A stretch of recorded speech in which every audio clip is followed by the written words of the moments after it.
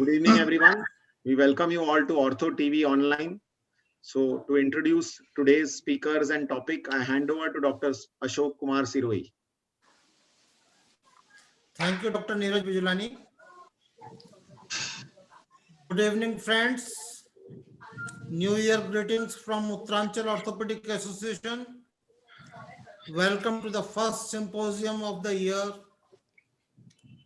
Today we have galaxy of pediatric orthopedic surgeons to discuss with you and enlighten us on various aspects of pediatric orthopedic surgery. Today we have with us Dr. P.N. Gupta from Chandigarh, Dr. Vikas Gupta from Safdarjung, New Delhi, Dr. Ajai Singh from KGMC, Lucknow, Dr. Pankaj Jindal from Pune, Dr. Govind Sethi from United Kingdom, Dr. Chetan from Jolly Grant, Dr. Anil Kumar Panda from Bhuvneshwar, Dr. Niraj Jain from Jhansi. We have with us Dr. Tribhuwan Agarwal, President of Uttarakhand Orthopaedic Association, and Dr. Hemanshu Kochhar, Honorary Secretary of Uttaranchal Orthopaedic Association.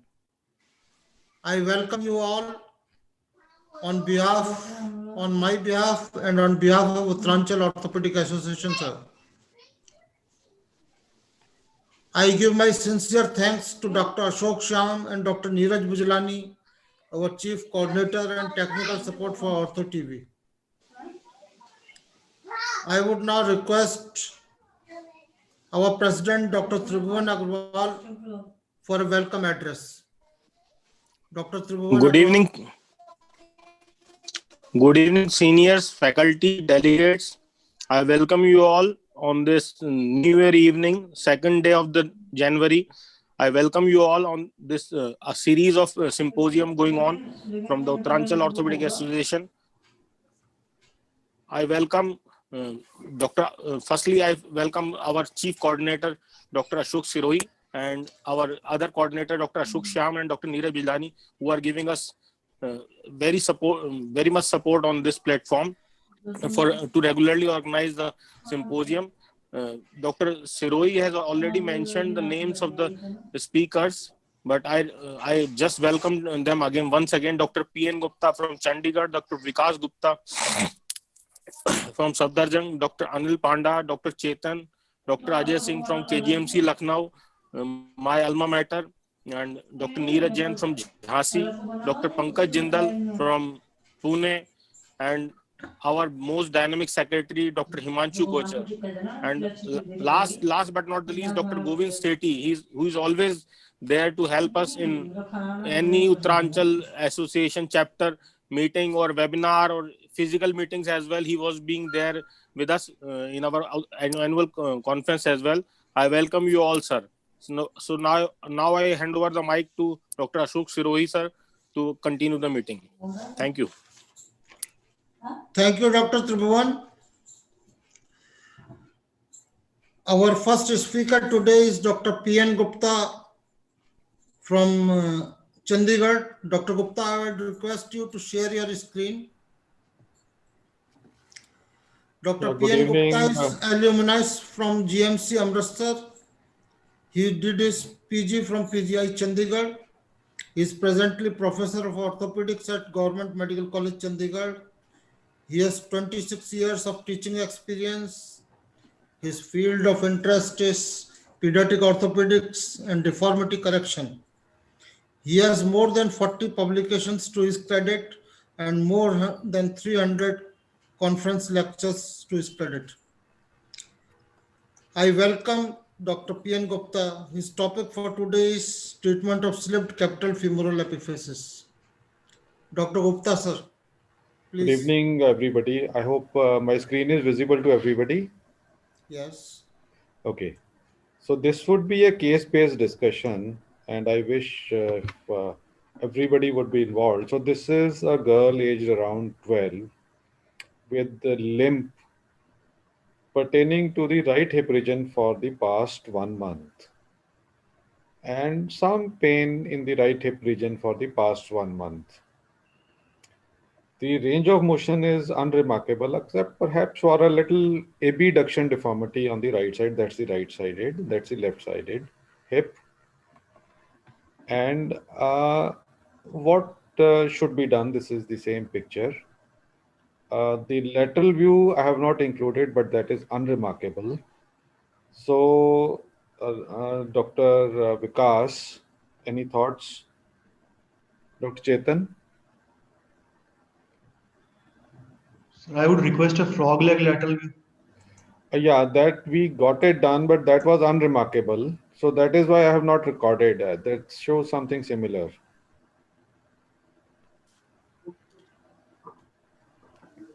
I fully agree with you that a frog leg lateral, but any thoughts which come to your mind? Anything next you want to do? Sir, what is her BMI, or does she have any other? She's okay. I mean, I will not say obese, but a little, I would not even say overweight, but upper limit of normal. And sir, I would just like to examine her physically. So That how is is she walking? okay, but the extremes of movement at the right hip, this is the right hip, which are painful. And So is she walking with a gait which is a bit awkward for her? yeah, she's walking with a limp. She walks with a limp. But how does she limp? Is the foot? What is the foot progression angle? Is she keeping her? I'll not remember offhand, but I'll not remember offhand. So anything next you wish to do? Dr. Ajay? If you see, if you see the physis of this side in comparison to other, I feel the physis is a little bit, not normal. Yeah, what do you think? I mean, both physis, if you compare, then this affected side physis is little bit irregular, and Yeah, this is irregular. yeah. Looks like. So there is something related with the physis. Yeah, So I would like to go for MRI for of this. that's the MRI.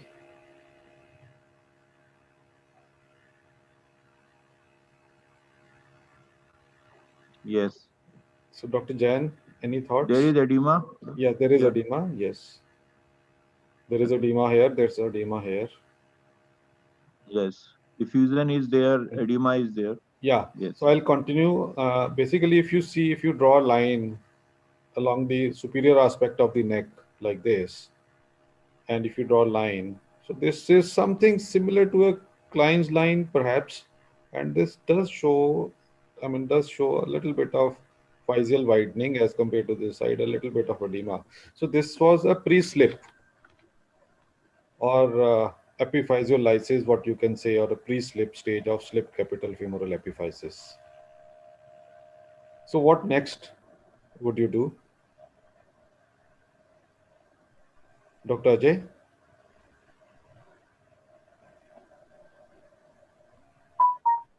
Yes. Any thoughts? Sorry, I miss your question.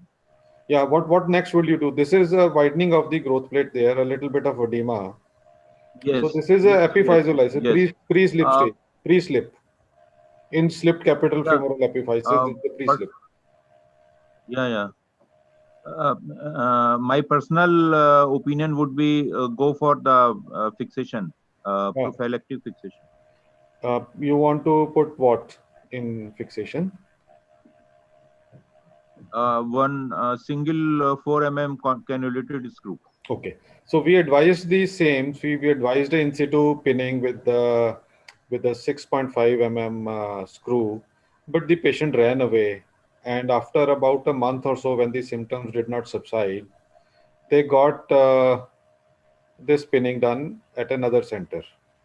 So are you happy with this pinning? Almost. Dr. Chetan, are you happy with this pinning? Dr. PM? Yes. May I ask one question? Yeah, sure, Dr. Vikas. Yeah, this looks more like a valgus slip. Is it a vera slip or valgus slip? You can This see was that this was a pre-slip, not a valgus slip, but a pre-slip. pre-slip, but going into a valgus. No, this is a you can see valgoid neck on both the sides. Neck shot valgus neck is and actually external rotation. The view is in and external rotation. That is why it is appearing like this. So it was not a valgus the slip. pin shows it has If you see this, gone if into you the see this is not a valgus slip. The MRI does the not picture. show a valgus slip. So this was done elsewhere, and the patient was asymptomatic. The screws were removed by the same operating surgeon after 8 months. So this is the picture after removal of the screw. So Dr. Chetan, would you agree with that? Would you like to differ with the line of management?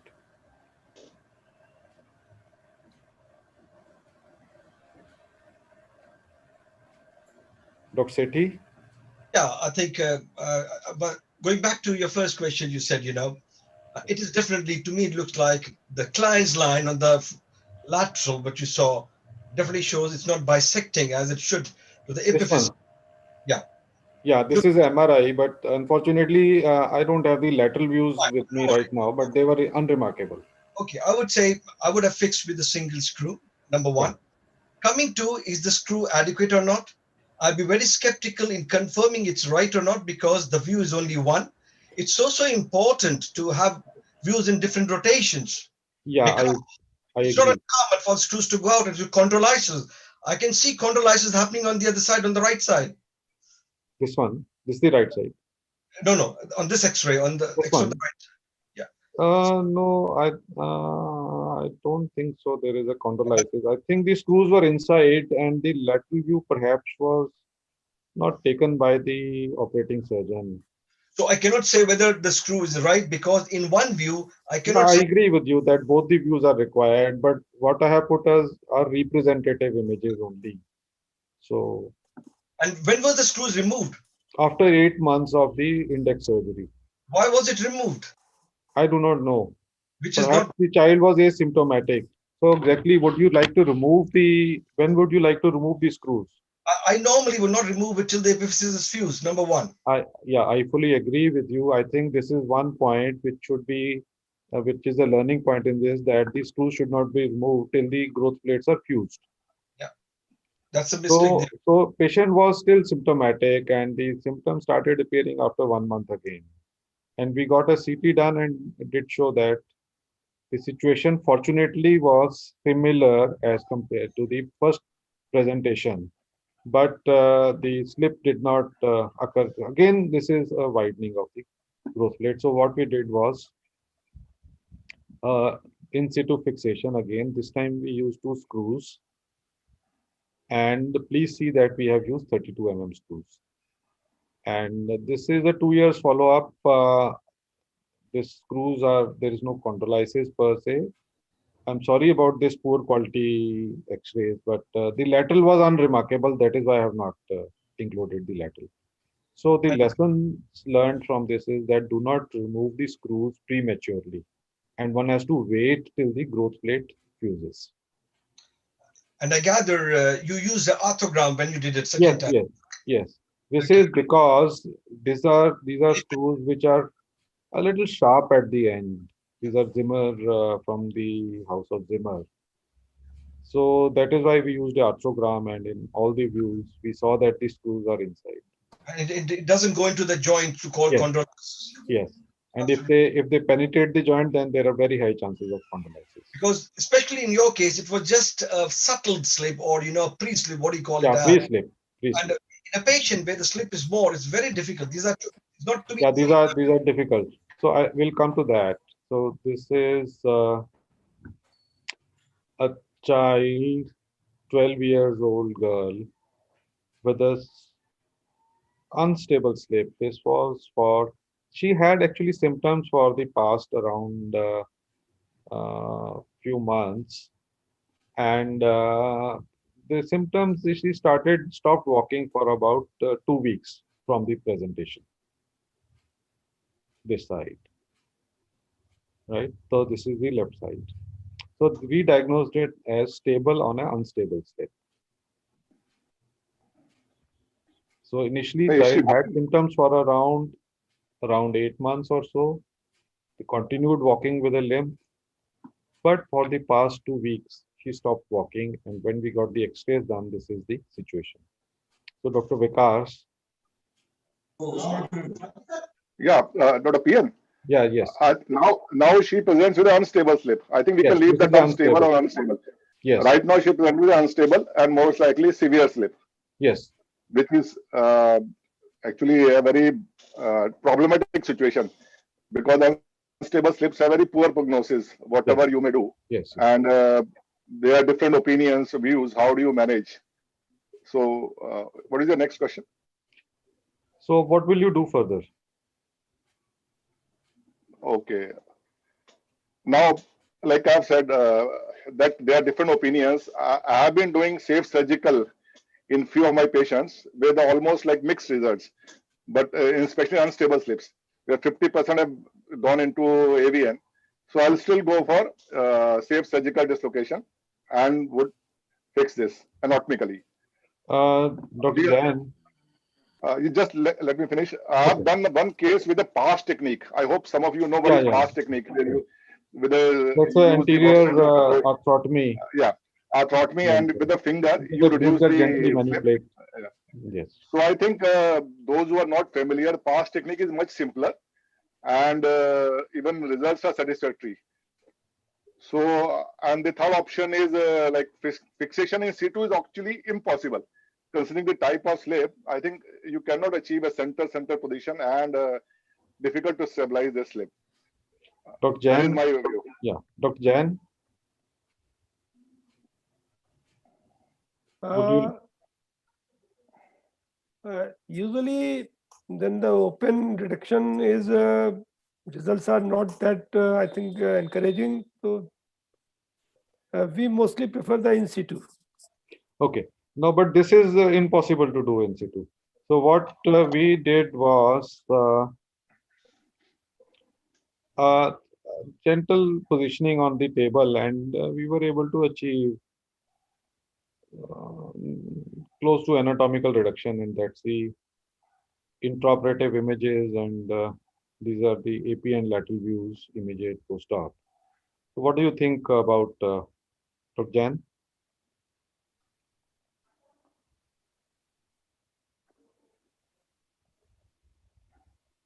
Dr. Chetan, are you happy with this? So, well, the literature suggests that we should Please be a little loud, Dr. Chetan. Sir, actually, the literature suggests that we should try at least one single attempt at close reduction. If it is possible, I would try a single close reduction. And but Okay. being, So, Dr. Chetan, the voice is little low, but what I could guess is that you try a one attempt at close reduction. Yes, I would like to differ, Dr. PN. Yeah, I think let's actually, continue. Let's continue because we would be otherwise running short of time. So we did this and that 2 years. I'm sorry, this is flipped the other way. But 2 years down the line, you can notice that there is a AVN.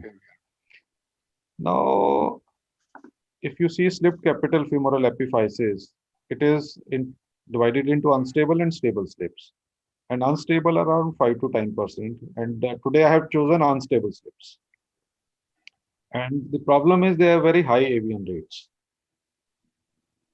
The goal of management in unstable is to realign and realign to a degree where you are able to pin it in situ. I mean, even if you don't achieve 100% reduction, you should be able to put a screw safely.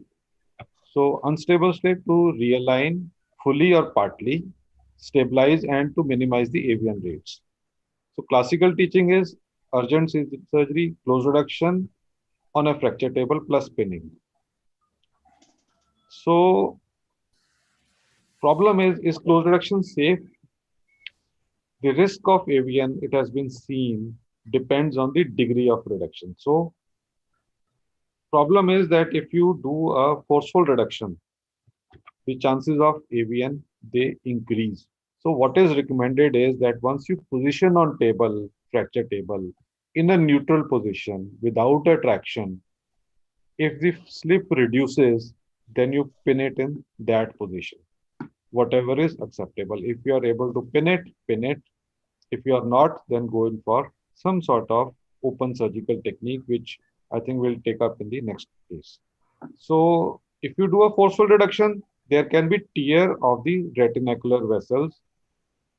And second thing would be the vascular tamponade. And how the tear will occur, if you forcefully try to reduce, there will be stretch on the vessels and there can be tear here. So in case such a situation, there should not be any attempt to a forceful close reduction and only incidental reduction while positioning on a fracture table. Fix and you may or may not decompress the hip with the arthrotomy. And another thing what you should remember is that if there is a gross separation of the proximal femoral physis, this has increased chances of AVN, something like this. So for unstable slip, it has to be a urgent surgery, because if you leave an unstable slip unfixed, it is going to increase the chances of avascular necrosis. Pinning only if incidental reduction, otherwise go in for some sort of open reduction with either a modified done or a fish technique. And decompress and check the vascularity if you're doing an open reduction. So this is another patient, 13 years old girl, pain in the right hip for 10 days. Again, an unstable slip, and that's the X-ray. So, Dr. Jindal? No, sir, I'll not be able to handle it. I'll pass it on to one of you people. So okay, I have no okay, idea. Okay. So, Dr. Jain?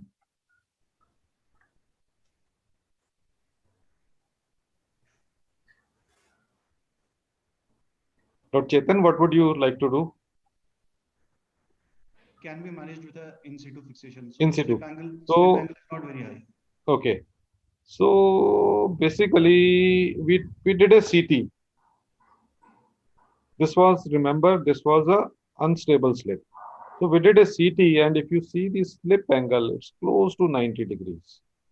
And if you try to put a screw, it will go almost perpendicular to the neck. And if you put a screw like this end of the screw is surely going to impinge on the anterior acetabular. So, Dr. Sethi, would you like to pin it in situ? Well, looking to the first X-ray, because so this is a limited X-ray was possible because of pain. Yeah, so lateral view was not too great. Yeah, and this is the CT. Yeah, if with this CT scan, I have to, because what happens is the different way we work here. If we get a slip like that, which is quite massive slips, I would tend to pass it to pediatric orthopedic surgeon, which is not my specialty. Okay. That will be my concern, because we have been advised, if you see slips like that, don't try to interfere with it. Leave it for the experts. Okay, agreed. So, Dr. Ajay? Actually, you are right that in this CT it appears that you have to go perpendicular to the neck, but with slight traction and internal rotation and abduction, if you can improve the position very gently, then whatever best position of the screw could be, I would go for in situ fixation. Sir, my concern is that if the vessel runs like this, something like this, and if you try to realign this, the vessel would be stretched here and you could be impaired vascularity here. So what we did was, we did a safe surgical dislocation, and these are some of the intraoperative pictures, and that's the bleeding from the neck, from the femoral head, which is viable. This is the extended flap, retinacular flap. So this is what we did after trochanteric flip osteotomy, a safe surgical dislocation, and stabilized it with 2 screws. And this is 1.5 years of follow-up. And there is the growth plates are fused now, and there is no ABN or chondrolysis. So very good, yeah. So the lessons learned are that open alignment is required if the slip angle is gross, and if you fear that you will not be able to fix it in situ. And safe surgical dislocation approach, I'm comfortable, though I still have problems with safe surgical dislocation, including AVN. Some biavian rates would be around 20% or so. And some of the cases, two cases, I have had the hip which was subluxating. This is one of the complications of a safe surgical dislocation. And one patient, we were not able to salvage the situation. Other patient, we did go in for a abduction, a petri cast with the abduction at the hips, and we were able to, in the post-op period, we were able to contain the hip. For 6 weeks, we did a petri cast in that child. So I think I'll stop my presentation. So any questions, I will be, any comments or any questions, I'll be happy to answer.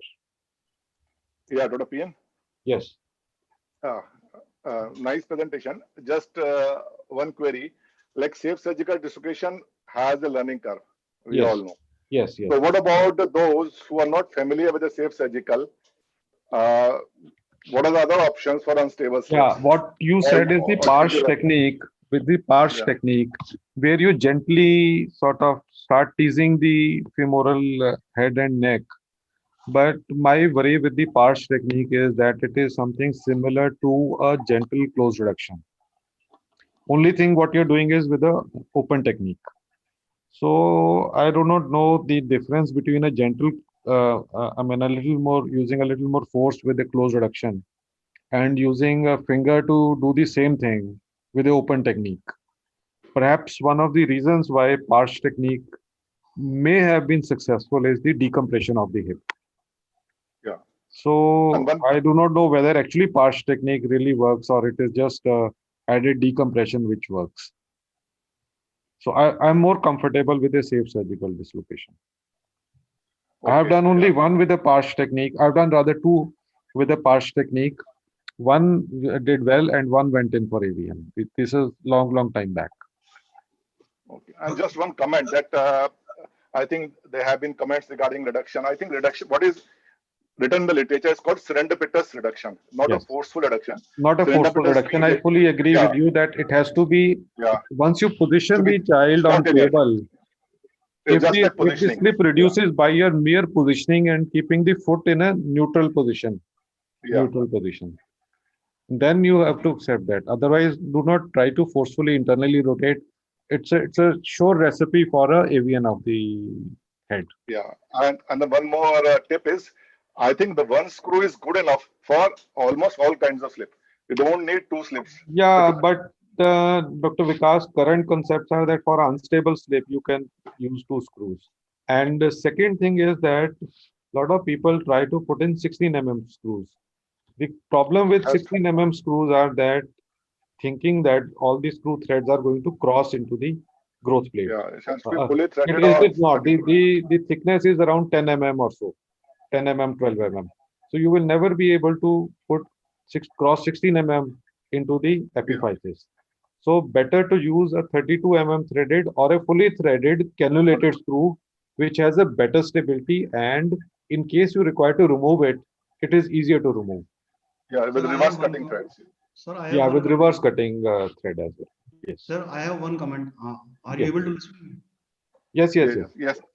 So actually, my concern is that with two screws you have, and with a slightly more slip angle, you might there are more chances of penetrating the cartilage.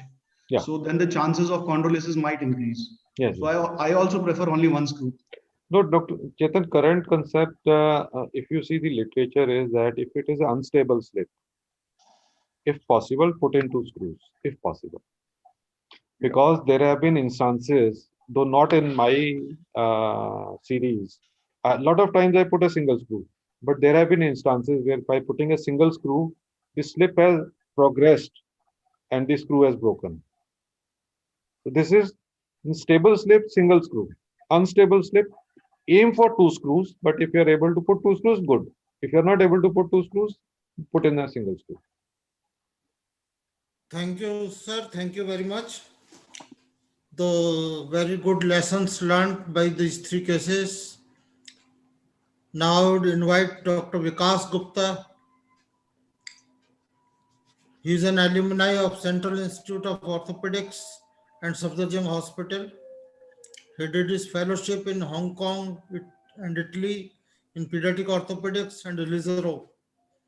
He established clubfoot and cerebral palsy clinic in the department. Professor Vikas Gupta, please continue. Thank you, sir, and good evening, everyone. And I wish to thank you, Uttarakhand, especially Orthopedic Session, for giving me this opportunity. I think I'm audible enough? Yes, sir. Okay. So this case is about a fracture and its sequelae. I'm not going to give you any tips, but show you the sequence of events which actually happened to this 8-year-old boy. Actually, it's not, yeah. This happened to this 8-year-old boy who fell on his outstretched hand, which we say as a foosh, fall on the outstretched hand. And we know the commonest elbow fracture in this age group remains the supracondylar, which is almost like 60% of all elbow fractures and 1/5 of all pediatric fractures. And it has been seen that these children who sustain supracondylar fracture have elbow extension more than their peers. Okay. And we know that peak is around the 7 years, which at this age, when there are changes, biomechanical changes in the elbow in the form of ligamentous laxity, and the distal end of the humerus just of the olecranon is the thinnest portion through which this fracture occurs. Now, having seen this X-ray, the following questions will come to your mind. What is the type of fracture? Classify, subclassify, neurovascular status, and management. Now, I think we all know, and it's well documented, the Gartland classification given long back in 1959 based on the lateral X-rays and the anterior humeral line shows that type 1 is like undisplaced or say minimally displaced where anterior humeral line bisects the capitulum, may not be in the middle. Okay? And the type 2 where anterior humeral line is anterior to the capitulum, but there is an intact cortical hinge. And the type 3 is severely displaced with no cortical contact, as well as they are rotationally unstable. Now, once we know this, we know type 3 were further classified, subclassified by Wilkins into type 3A, in which medial periosteal hinge is intact. So the distal fragment is displaced posteromedially. Okay.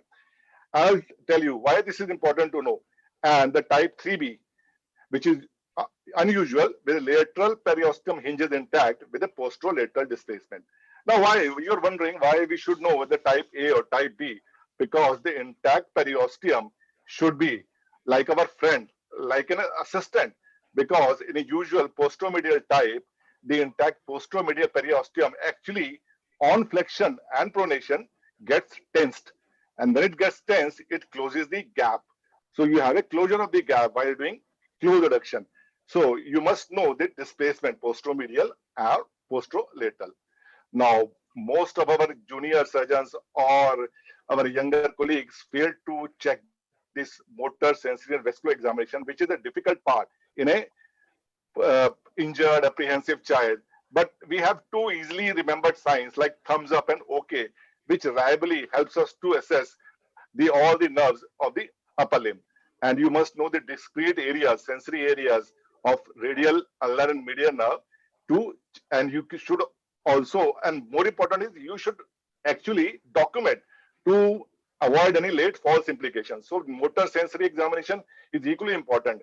And based on the vascular examination, we all know the hand can be classified as well perfused. Radial pulse is present, well perfused, but radial pulse is absent, which is still a puzzling, also called puzzling hand or pink pulseless. And the last, which is poorly perfused, also called pale pulseless or white pulseless. I'm not going into the various aspects of this various types of perfusion management. Now, my main concern is the sequelae. I'll show you. So, how can we classify this as? He had a good neurovascular function. So it is type 3A, posteromedial displacement with intact neurovascular status. Now, coming to the management part, and we all know what is the standard of care, what is the management. It requires close reduction and pinning under C-arm. milking maneuver. If there is a puckering sign, you align the fracture both in the AP and the lateral view and check all the parameters like anterior humeral line should bisect the capitulum, and both the columns are well aligned and the Bowman's angle is maintained, and then you pin it with it. With the type 3, you need at least 3 pins which should be parallel or divergent. Now, this is which should have been done. Now, let me just, to begin the story, actually what was done. The child was managed with, unfortunately, with close reduction and casting in hyperflex position, which is still very common in our country. And this often leads to increase in the compartment pressure, as well as the fracture reduction is usually, or I will say most of the time, it is lost. And it has been well documented that casting beyond 70 degree in type 3 and casting beyond 110 degree in type 2 fracture leads to loss of pulse on Doppler, called Doppler pulse is absent. And type 3 managed conservatively are more likely to lose reduction. And this paper has shown that almost 60 to 70% of the fractures lost reduction and required some other form of management, like they require repeat casting or repeat pinning or open reduction. Now, as expected, this child went into, there is a loss of reduction and had cubitus varus deformity, which at that time was probably asymptomatic, only except the concern was cosmetic.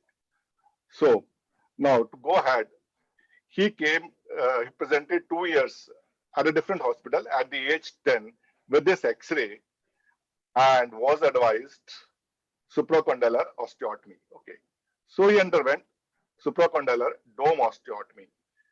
Now, looking at this X-ray, I think one can easily comment what are the inadequacies or fallacies. The osteotomy was probably high. It is not near the cora, which is definitely near the olecranon fossa. Correction seems to be inadequate. And I would like to comment about these pins. Actually, the 2 pins are behaving like a single pin, crossing at the fracture site, and they're too close together. And this is called a day 1 failure. And this is bound to fail. And this was he presented to us last year during lockdown, 6 months after, with this X-ray, after this dome osteotomy. Now the deformity has increased both in coronal as well as lateral plane, as well as clinically. With, you can see that there is a hyperextension. The varus deformity has increased, although he has still not regained full range of movement. And by this time, the child had become symptomatic. Okay. So now, before I go forward, let me ask Dr. PN, was this osteotomy adequate? Dr. PN, are you there? Dr. Sorry, Ajai? can you go back to the? Yeah. Yeah, So there we all know are. that this management. I think at this point, I think, is there any doubt whether this is the right form of treatment? No, because close reduction, the standard of care nowadays, as you rightly mentioned, is close reduction and pinning. Yeah. And only, I mean, I would say just a simple slab application or a cast is only useful in patients with undisplaced or Gartland 1. All other cases, even type 2, the current recommendation is you fix. So I think Yeah. I'll agree that this is not the current standard of care for a supracondylar fracture. Right. And Dr. Chetan, your second question was, let me ask you. is the Dr. Chetan, osteotomy good? yeah. So Now, Dr. Chetan, osteotomy, would you like to do? can you please repeat the question? Is this osteotomy good enough or fixation good enough? See, the osteotomy seems to be a little high, but that is not the real problem. Problem is the fixation here, which is an extension, and the pins are too close. And if the pins are too close, they effectively behave like a single pin. So I would go with even with the osteotomy like this, I would go with the pin which is giving more stability, which are wide apart and parallel or divergent. and not close to each other or convergent or crossing at the osteotomy site or near to the osteotomy site. Can I come in? I just want to know, she's 10 years of age, am I right? When the osteotomy was done? Yeah, boy. Yeah. Was she having symptoms for, He's she had a boy. She had a gunstock. Anything else besides that? Excuse me? Was there anything else? She has a gunstock of cubitus varus. No. When he went for this osteotomy, he had only cosmetic concern. So that's what I'm saying. Was there a need for osteotomy at that age? Should she not have waited for another 2 or 3 years? That's my question. The epiphyses are still open. You do an osteotomy. No. That is, osteotomy is not a contraindication when the physis is open. Because the earlier you do, the better is the remodeling, and you regain the full range of movement. The concern is not the first and foremost. The question is whether this would you like to do this kind of osteotomy and fixation? Vikas, can I just chip in a little? Yeah. So there are actually two problems. If you see the work from Dr. Hardas Singh, who is one of my teachers in my graduation days, Dr. Hardas Singh. I think all of you know Dr. Hardas Singh. Way back in 70s, he published a paper, and I think Dr. Chetan would also agree that long-standing cases, they go in for a little progression of deformity by the medial pull of the triceps muscle. I'll come to that. This is a long story. And second problem is that if you, of course, the cosmetic issue is also a problem, and lot of children at that age, they start feeling a little low in their peer group once they feel that there is a deformity. So that is a good enough reason for me to correct the deformity. Okay, let me move on. I think this part will come in the next few slides. So, coming to this case again. So now he presented to us probably in the month of June last year with this deformity, and Dr. Sethi, now by this time he had become symptomatic. I'll tell you what symptoms he developed. So he came to us with this exaggerated deformity and with few symptoms. Okay. Now, the big question, as Dr. PN said, is it merely a cosmetic deformity, as most of the general orthopedic surgeons think? But I will refute that it has functional implications, which I'll tell you by quoting this paper published in Journal of Shoulder and Elbow Surgery long back in 2013, a landmark paper by Japanese, where they defined the pathoanatomy of the cubitus varus deformity and tried to answer this: does it cause morphological and alignment changes in the elbow joint, by actually using digital technology, 3D CT scan, and overlapped it on the normal elbows. So what they observed, that in a long-standing deformity, this stress stimulation of the open plates, growth plates, in a deformed elbow actually causes altered morphology of the distal end of the humerus, like trochlear and capitulum overgrowth, as well as changes in the proximal ala as well as radius. And very important is altered biomechanical axis of the upper limb, because now the axis has changed. Like in the lower limb, upper limb also has an axis which has now changed, which they termed as a joint misalignment. And all these lead to what is called as non-physiologic torque of triceps, which is we common term say medial pull, non-physiologic torque of tricep. And they have defined this as internal rotation malalignment with altered elbow kinematics. So given this term, that stress stimulation of the growth plate in a long-standing deformed elbow leads to internal rotation malalignment. And this internal rotation malalignment with altered elbow kinematics predisposes these children to lateral condyle fracture following routine fall, which has been well published as well as our own experience, because of the increased distraction and shear forces across the capitulum. So these children are usually now prone to another fracture following routine fall. And as I said it earlier, these children, because of the stretching of the lateral ligamentous complex by this abnormal torque due to altered mechanical axis, often experience chronic elbow pain as well as instability, which the paper has termed as tardy posterolateral rotatory instability. And what I was telling, that this child now had developed chronic elbow pain, though it was not severe, but whenever he used to lift heavy grocery bag, although schools were closed, so whenever he used to lift heavy bag, he used to experience some pain over the lateral aspect of the elbow. So he had become symptomatic. So what we now plan, that we will correct this deformity, we redo the surgery once he regains full range of movement, probably after the lockdown. But as the story goes, within a month, he had a minor fall while playing at home. And this time, he developed a lateral condyle fracture. So, as the literature says, and as the pathoanatomy shows, he developed this lateral condyle fracture, which I'll show you in intraoperative photographs, was quite displaced. Now, dilemma. You have three options now. Dr. Ajay, what would you like to do, or any other option? He is 6 months following osteotomy and lateral condyle fracture now with a varus deformity. My first priority would be the fixation of the lateral condyle. I will go I will explain the prognosis that my present surgery would not affect the elbow movements and the deformity, but to get fixation is my first priority. But what about the deformity? He'll again go for a deformity correction? Yeah, personally, I will not handle. Do two two fracture. I would not like to deal with. First, I will deal the lateral condyle. After that, I can go for the second corrective osteotomy.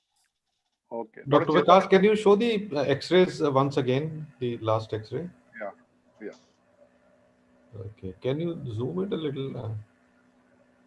It's a little difficult. No, I can show you the intraoperative photograph. Okay. This actually arrow itself shows. So there was, you can see the swelling. Yeah. It may not be visible. No, it's visible. Swelling is visible, but on the AP view, I'm not.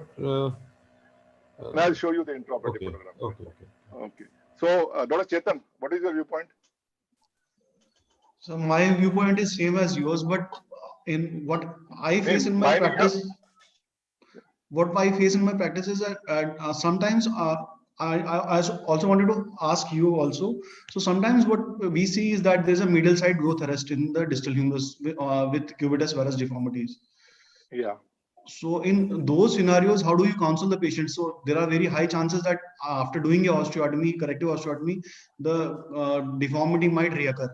So how do you counsel the patients there? Good question. What we do is, before we do the osteotomy, we see the progression of the deformity. So first requirement for any corrective osteotomy, that elbow should have a full range of movement. Second, the deformity should be non-progressive. Most of the time, the physeal involvement is not there in a supracondylar fracture, but at times a supracondylar fracture can also involve the physis, which can lead to progressive deformity. So we usually counsel the parents that once this deformity becomes static, what we do is we usually measure the angles, humerus, elbow, wrist angles progressively every 6 months, and see once the deformity is static, we go for osteotomy. Yeah. So I think, PN, what will you like to do? Fix the lateral condyle only or the combined? Because actually, to be honest with you, I've not been able to appreciate the fracture line clearly. No. No. I know it is there, but I'm not refuting that.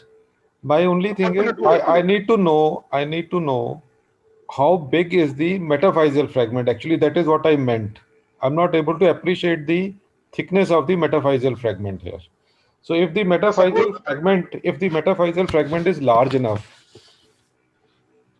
I will still consider that I can do both the things in a single go, considering that the fracture appears to be minimally displaced. And if the fragment is small enough, then I would defer the corrective osteotomy to a second stage. Okay. So because my viewpoint is that if you are able to get in your hardware without injuring the growth plate, then I would actually consider it in the first place only. Otherwise, I would defer it to a second slot. Okay. So after discussing with the parents, I chose the third option, correcting the deformity and fixing the fragment in the same sitting, because we already had a previous surgery and with failure. So let me tell you, there are various distal femoral osteotomies described in the literature, fixed with cross K-wires, French osteotomy, popular, fixed with 2 screws, and the medial opening wedge osteotomy is even fixed with the laser or Taylor's facial frame, and the complex surgical technique using the computer-aided template.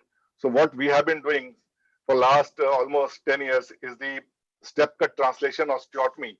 The advantage of this, described by Kim, advantage of this simple osteotomy is that it allows firm fixation with a Y plate, which helps us to mobilize it early.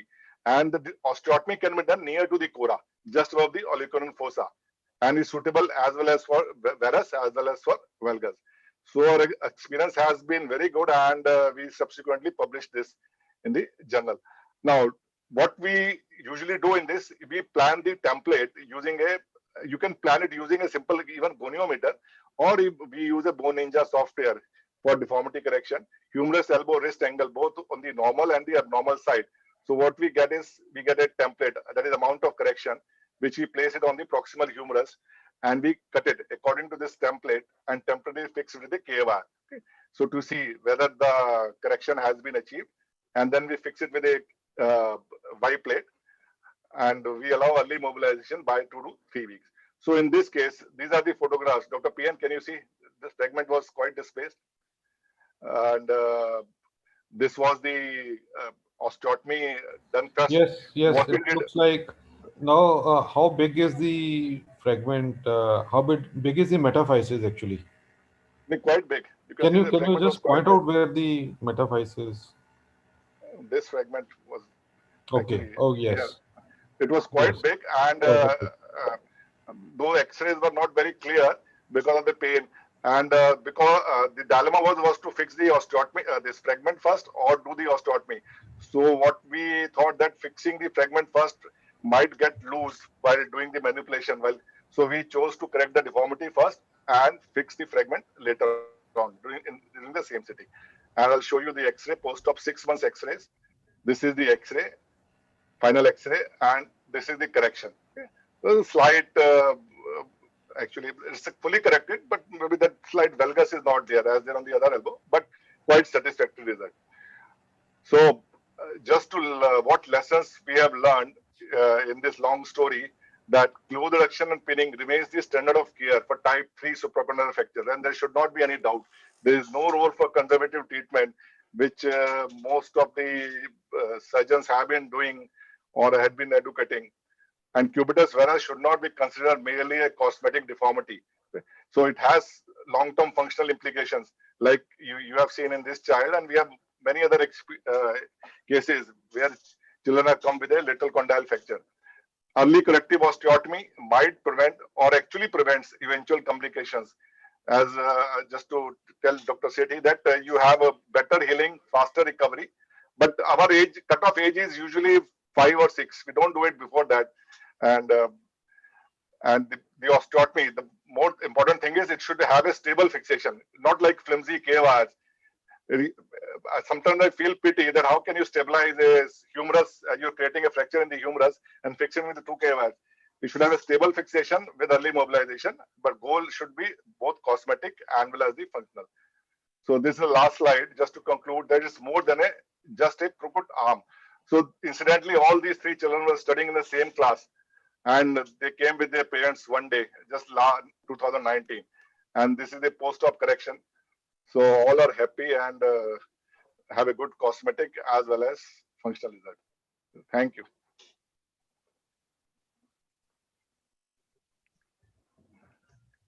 Any question? Thank you, Dr. Vikas. Nice presentation. Now I would request Dr. Ajai Singh from KGMC Lucknow to share his screen.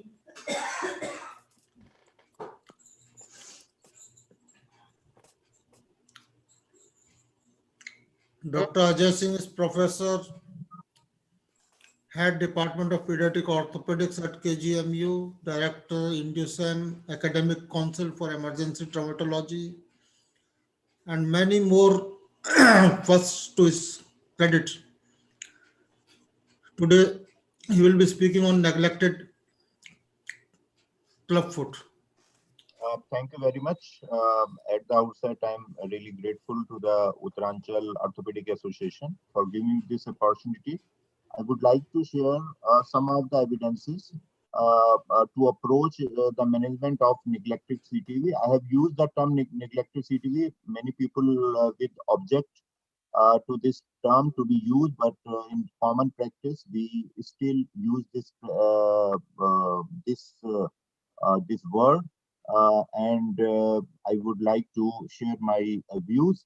Uh, as you know, the clubfoot is the commonest congenital anomaly, and in 80% of the children in the developing world have no access or very little access to the good orthopedic care, and this deformity is a social stigma for majority of these children because they belongs to other rural population or the poor class. Uh, as per the definition defined by the layman, the neglected clubfoot is one with all the characteristics of this known deformity, but which has been aggravated by the secondary changes imposed on it by the prolonged walking on the severe deformed foot. Actually, neglected uh, neglected CTEV after the start of the weight bearing deformed foot should be called neglected CTV, but literature is confused because they have the little differentiation between the late presented and neglected CTEV. The factors which affect these neglected clubfoot from the normal population of clubfoot is that these feet are stiffer, the bones are mature, secondary changes are there in the joints. There are complicated psychological factors both in the parents as well as the patients, and we have already seen it's a social stigma in many parts of the world. The goal of any treatment of clubfoot is to get a painless, plantigrade, normal-looking foot with good functional mobility. Though we should explain to the parents that it is not possible to give absolutely normal foot, but we have conservative approach or the surgical. In surgical, we can go for invasive or semi-invasive. As far as the literature is concerned, into 1996, a BHU study was published on 23 patients, where the average age was 5.1 years, and they found that a trial of non-operative management, even in older children with neglected clubfoot, has been a satisfactory result. They go for the footprint and clinical radiological parameters.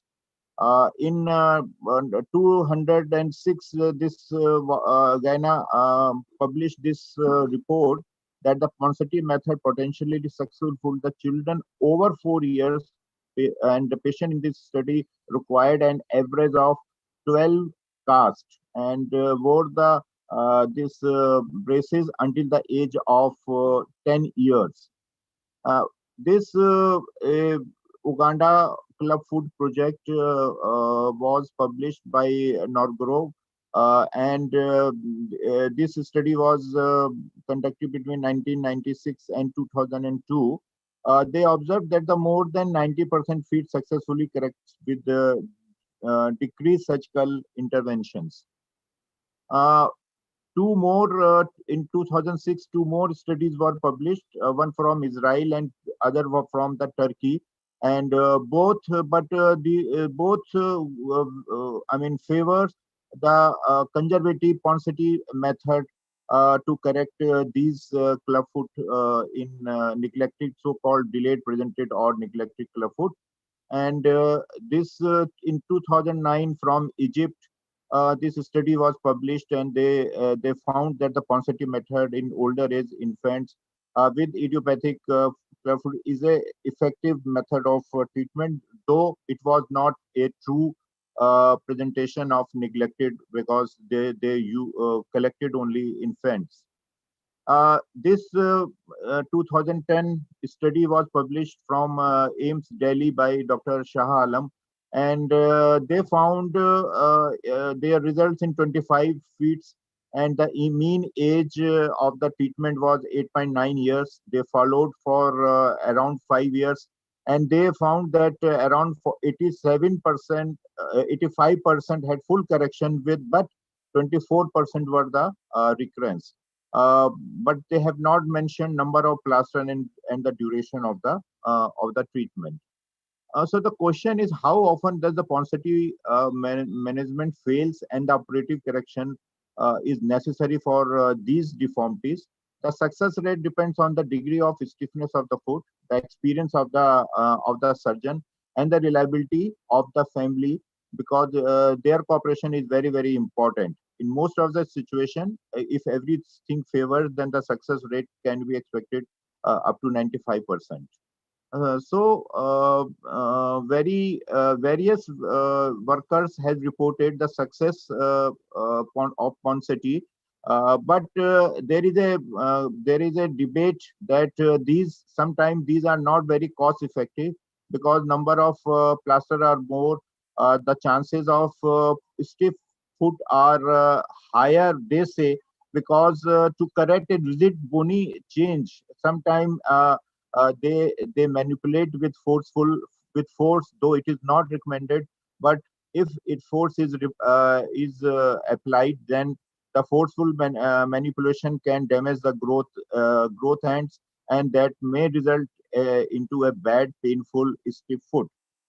So there is a school of thought which go for open surgery, such as a complete subtalar release. The Mackay preserves the interosseous ligament, but Simmons divided this interosseous ligament also, and they say that it corrects the calcaneal rotation in all the three planes. One talar and calcaneal Y osteotomy with the destruction osteogenesis has been described for these patients for the rigid equinus. The other open surgeries which can be done are the total talus excision and V osteotomy, though these are not very popular. There is a controversy between the open surgery versus ligamentotexis. The literature says that the ligamentotexis correct the deformity with the maintained joint space, leading to supple foot, and it also improves the foot size. This is a Meenakshi Sundaram study which was published, and they found that about 30%, 60-70% patients found did the good job. And one more study which was conducted in the King George Medical University itself also showed good result of distraction in relapse and neglected, but they included the relapse as well as the neglected club foot. This study in 2004 we published it, and we assessed the role of JES in the management of the idiopathic neglected club foot. More studies are there in 2003 and 2004, which favors the ligamentotexis. So ligamentotexis in literature, there are two methods. One is the JES and other is the Ilizarov. And JES differs from the Ilizarov because there we use axially tension wires are not used, and the frame is said to be the unconstrained. So we conducted a study in which our aim to assess the role of ligamentotexis in the management of late presented CTEV. The age was 2 to 6 years, and we 42 feet were included. The mean age was 4, and we followed for around 5. Mean follow was the 5, and this was the pre-operative picture. And this was the pre-op X-ray showing the abnormal radiological angles. This was the photogram with the abnormal foot bimalleolar axis. We applied the gest and we corrected passively on the operation table. And this was the post-corrective, post-POP feet in this patient with almost corrected X-ray radiological parameters and the improved bimalleolar axis. Majority of our patients were moderate to severe, and the mean correction of the articulation without open surgery and no long-term collapse values you can see in this chart. The correction of foot malleolar axis was there, and mean correction of talar spin was done. We achieved, which was significant, and without any open surgery. No additional procedure was done in any of the case, and we followed till the almost 4.5 years. The recurrence of deformity was 26%. The forefoot adduction was the most common deformity. It was managed by Ponseti technique, and these were the corrected values, clinical and the radiological, after the correction of deformity was done. No major complication we encountered in our study except in few pin track infections. And so I would like to conclude that the management that is delayed until early childhood may start with the Ponseti cast. In some cases, operative correction will be required, but the magnitude of procedure will be less with if we apply after Ponseti first. That would be maybe necessary without Ponseti management.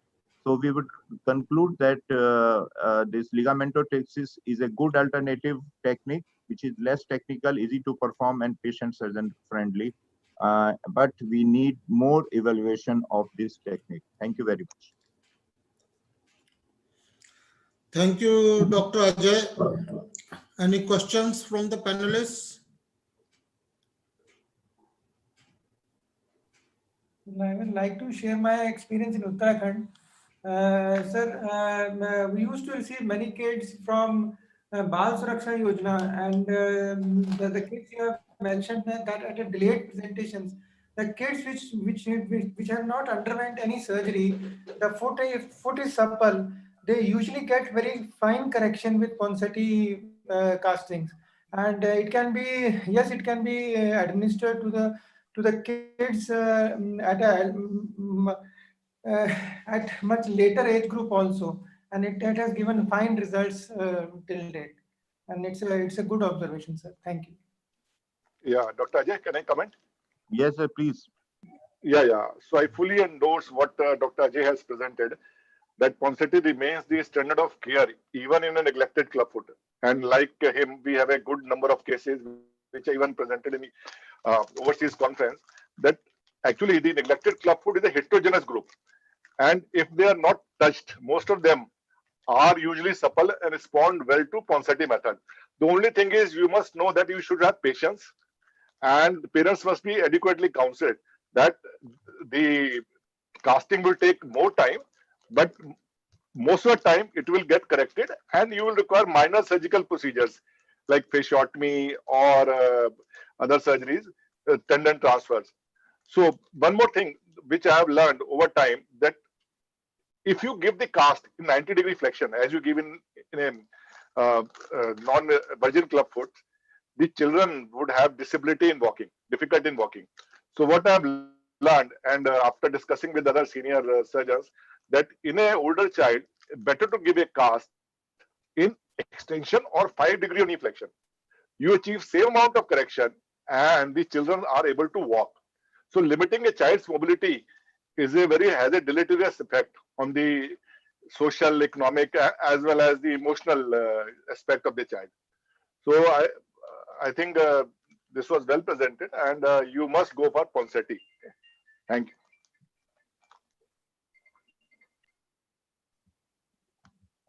Thank you, guys.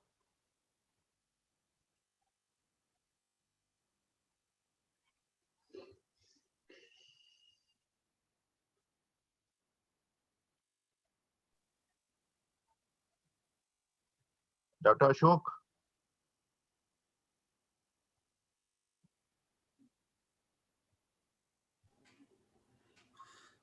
Thank you. Thank you, Mr. Ajai. Our next speaker is Dr. Chetan. He is Associate Professor from Himalayan Institute of Medical Sciences, Dehradun. He is an alumni of GMC Jammu. He did his fellowship in Paediatric Orthopaedics from Mumbai, and he has experienced with Dr. P.N. Gupta at GMC Chandigarh also. Dr. Chetan, please start. Good evening, sir. So, as Dr. PN already has showed you a few cases of slip capital femoral epiphysis, and we have learned a lot of things from those cases. So, I also wanted to show one of my cases of slip capital femoral epiphysis. So, this was a bilateral slip in a 13-year-old male child. So he was around 13 and he was obese, he was hypothyroid. So, and he was complaining of pain in both hips for the past 6 months. He had been walking with the pain somehow, but for the past 2 weeks, the pain was so severe that now he was absolutely bedridden. So he was not able to mobilize, and I could not assess the range of motion because of the severity of the pain. And as I found that both the lower limbs were in severe external rotation. So these were his x-rays. So there is no doubt that this child has a bilateral slip capital femoral epiphysis. So I couldn't get the frog leg lateral views because of the pain. So these were the only x-rays. Pardon me for the poor quality of these x-rays. So these were only the x-rays which were available with before that surgery. So we did an MRI and to assess what is going on. And MRI, as usual, it showed a very high grade slip on both the sides. And there is on one of the sides, we were able to calculate that the amount of slip it was around 81 degree.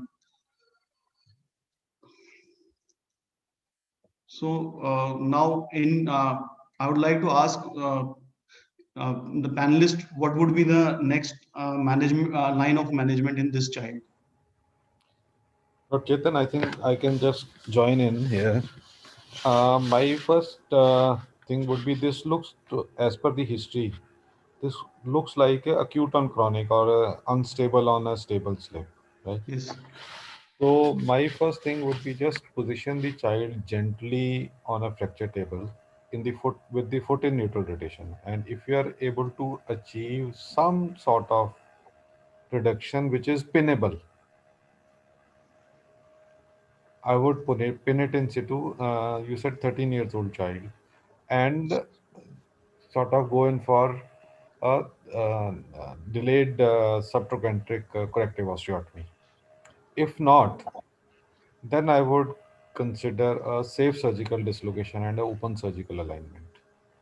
So you are saying that you will go for a delayed treatment. In this case, you will pin it in situ, and then you will consider for a.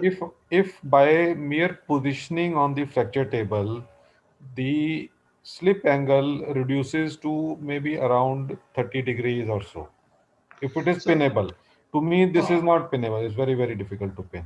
So how do you decide whether you are going to pin it or you are going to what are your criteria that? I mean, it's not a magic number, I would say, but if on one of the, I mean, especially on the lateral view, if my slip angle, this is around 81 degrees, yes, right? If I'm able to get a slip angle of around 20 to 30 degrees, somewhere in between, or less than 30. What I mean to say is, sir, that there are patients who are in pre-slip stage for a long duration, a long time. Yeah. And they don't have, they have symptoms, but they are walking with those symptoms for a long duration. So how do you consider that if this child has a slip which has been present for a long time, and whether this child has a pre-slip which has been because of the history, you said history. You can only judge from the history in the absence of radiographs. So I decided that I'm not going to leave it as such. I'm going to Chetan, can I ask? You said the child was had hypothyroidism. So did you correct this before? So no, actually, I didn't have any time to correct the hypothyroidism, because it was sort of subclinical hypothyroidism. It was diagnosed only when he came to our place. It was not that he was on medicines from the beginning. And your question was that how do you decide when to pin or when to go for? Yes. I think it is the severity. But having said this, most of the unstable slips are actually usually severe slips. You will see the angle. And it is because of the tearing of the reticular vessel that it becomes so painful that ambulatory child becomes non-ambulatory. So it is like a synonymous. The severe slips are usually, I would not say always, but are usually unstable slips. Yes. So I think you have to, if you have the experience, I think there is no point going for in situ fixation because it is usually very difficult. I would say if you have tried achieving a center position with this kind of slip angle. So I think you go ahead. What did you do? So actually, I think I'll agree with that, because with this sort of slip angle, it is almost impossible to sort of pin it in situ. So actually, I was back from my fellowship fresh. So this is around 5 years back. So I had during the time of my fellowship seen quite a few cases of safe surgical dislocation. So even though I was young, but I was a bit confident that I'll be able to carry it. So I posted it for safe surgical dislocation. So this is what was his range of motion at the time when the under anesthesia.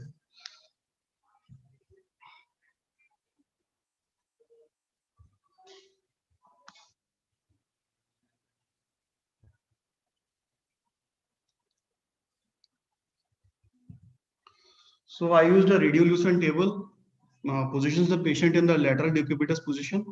I used a pouch. This is what the usual technique of safe surgical dislocation is. Pouch on the opposite side of the table for holding the foot in order to flex, abduct, and externally rotate it. I used a direct lateral approach, centered about around 15 to 20 centimeter incision, which was centered around the greater trochanter.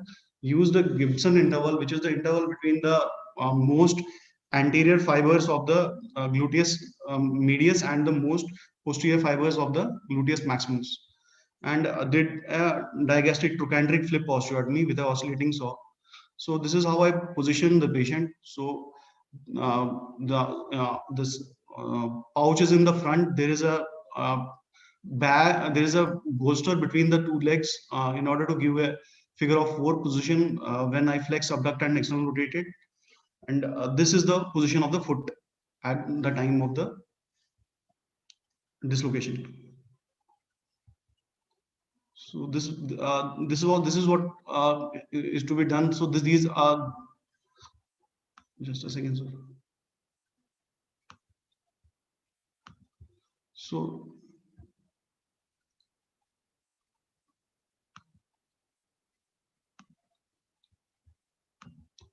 So this is the area of greater trochanter. So these are the fibers of gluteus medius, and this is vastus lateralis.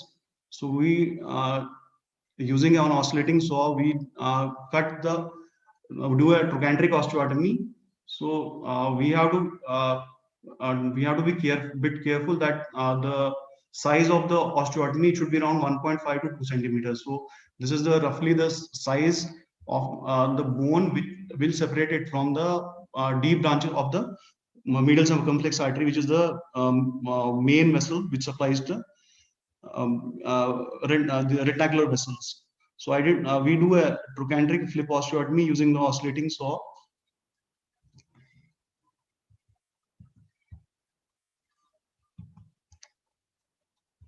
Don't know what.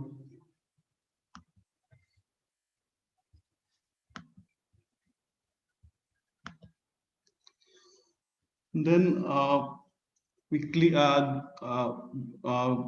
after doing the osteotomy, we dissect the iliocapsularis away from the hip capsule and expose the hip capsule in 360 degrees. That is all around the neck. So this is the area. This is the area of the neck. So this is the area of the neck, and this is the trochanteric osteotomy. This is the area of the trochanteric osteotomy. We chisel it a little, and then after doing this chiseling the osteotomy and clearing the iliocapsularis all around the hip capsule, so we perform a Z or reverse Z osteotomy. So Z is for the right side and reverse Z is for the left side. So the vertical branch of the Z, it needs to be parallel to the long axis of the neck of the femur, and then we carry one of the horizontal axis along the labrum superiorly and other limb of the Z around the anterior-inferior aspect of the neck, and this opens up the capsule. We after opening up the capsules, so we have to raise the retinacular flaps. So here I have raised the retinacular flaps. So this is the anteromedial periosteal sleeve, and this is the posteromedial retinacular sleeve. So you need to be a little bit gentle when you are doing this step, because of the tenseness which is being faced by the retinacular vessels over here. So if you are not gentle, if the assistant is applying a bit more force, or he is dangling the limb a little bit, then this spike, it might injure the retinacular vessels, and that would defeat the very purpose of the surgery. So we gradually we incise the periosteum along the neck of the femur, and very gradually peel it off both anteriorly and posteriorly, and we need to be extra cautious when we are going posteriorly. So the piriformis tendon, it is the one of the guides that you don't need to go beyond that place, because the D branch of the medial circumflex artery, it divides into 2 or 3 branches just near the piriformis tendon. So while dissecting, so you need to look for the anatomy carefully, and when you are near the piriformis tendon, you need to be a bit more precautious. So I have raised the anterolateral and the posteromedial flaps, and I have done the retinacular release. Then what next needs to be done is that we need to remove the extra amount of callus which is being formed at the posterolateral part of the head. So this is the area of the this bone. This is the extra bone which is being formed around this area, so which needs to be chiseled out. So I have put a this image shows a chisel which has been put into the site, and with gentle taps of a hammer we remove the extra bone. And sometimes what happens is that we don't need to do such a maneuver. We can just use rongers and remove extra bone from this area, and gently manipulate the neck back into its position, and then pin it there. But in little old cases, then we need to remove the bone, this extra amount of bone, and for that it is very important that we develop these retinacular flaps quite carefully. Don't injure the medial circumflex, the deep branch of medial circumflex femoral artery. So while we are doing this all things, so we need to remove this prominent metaphysis, which is what is Dunn's procedure. So Dunn's procedure is the removal of this extra bone over the prominent metaphysis over the posterior superior part of the neck of the femur. So it is important that because if we don't remove this bone and we replace the epiphysis back in its position, the retinacular vessels will be stretched. So this bone is this is extra bone which is being formed after the slip, from because it might be acute on chronic slip or a chronic slip. So extra bone is being formed over here. So we need to remove this prominent metaphysis. So you can use a chisel, you can use a hanger, and shorten the neck, and then reposition it. So sometimes some people also they cut the round ligament of the head, and before, if you are planning to dislocate the epiphysis also, then we need to put few wires into the head through the neck before cutting the round ligament, before dislocating the hip. So in order to prevent damage to the retinacular vessels. So here I repositioned the head back in its position after removing the extra bone, and then I have used a guide wire. In fact, I used two guide wires, one for the screw and other as a derotation wire while I was drilling for the wire, and then put a screw. I use a single cannulated screw in this case.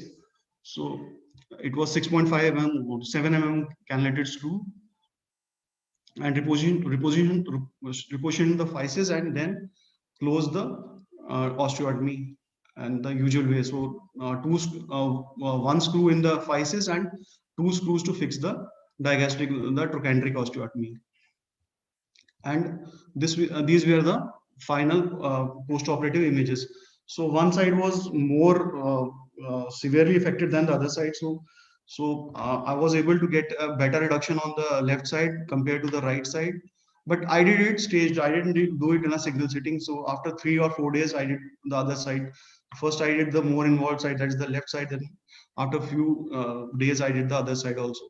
So, but considering the severity of slip, I think single screw, I was a bit scary to put two screws, so I used only one screw across the physis. So these were the lateral views on. So here you can also see that the slip on the right side, it was not. I was not able to correct it fully because it was just. I was very, while dissecting the retinacular flaps. I was very. What should I say? It was very scary that I might injure the vessel, and then lead all the complications would occur. So I was very scary. But on the left side, it went quite easily. So there was no terrors on the left side, and X-ray also shows same that left side the reduction is quite good. So then post-operatively, the patient was kept immobilized for 6 weeks, and after 6 weeks, we started weight bearing. So, and gentle range of motion exercises were started from the second or third day only. And this was when he came for the first follow-up. Not second follow-up, after 6 weeks, 6 to 7 weeks. So he started to. So he was still not very confident, but the weight bearing was started gently.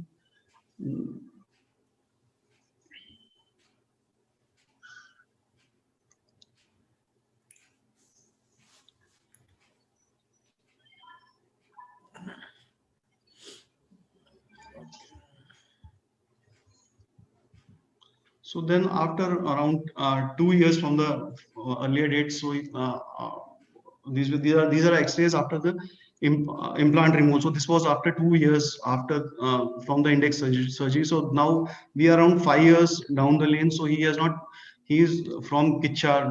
Dr. Ashok Sirohi must be knowing that place. So it is quite far from Dehradun also. It's around 300 kilometers from Dehradun. So he is not he was not able to come back for follow-ups frequently. But the last X-rays, these were around 2 years after the index surgery. So I removed the implant. I couldn't remove the screws from the trochanteric area because there was too much bone. I couldn't find the head of the screws. So I left the screws on one side, but on the other side, I was able to remove all the implant. And this was his final X-ray follow-up with me. Now, when this CME was planned, so I called up his mother that I need to few pictures of him, that how he is walking and how his gait is right. So now he is a 18-19-year-old lad, and he is able to do all the work. So this is a small video how his mother sent me, that how he walks.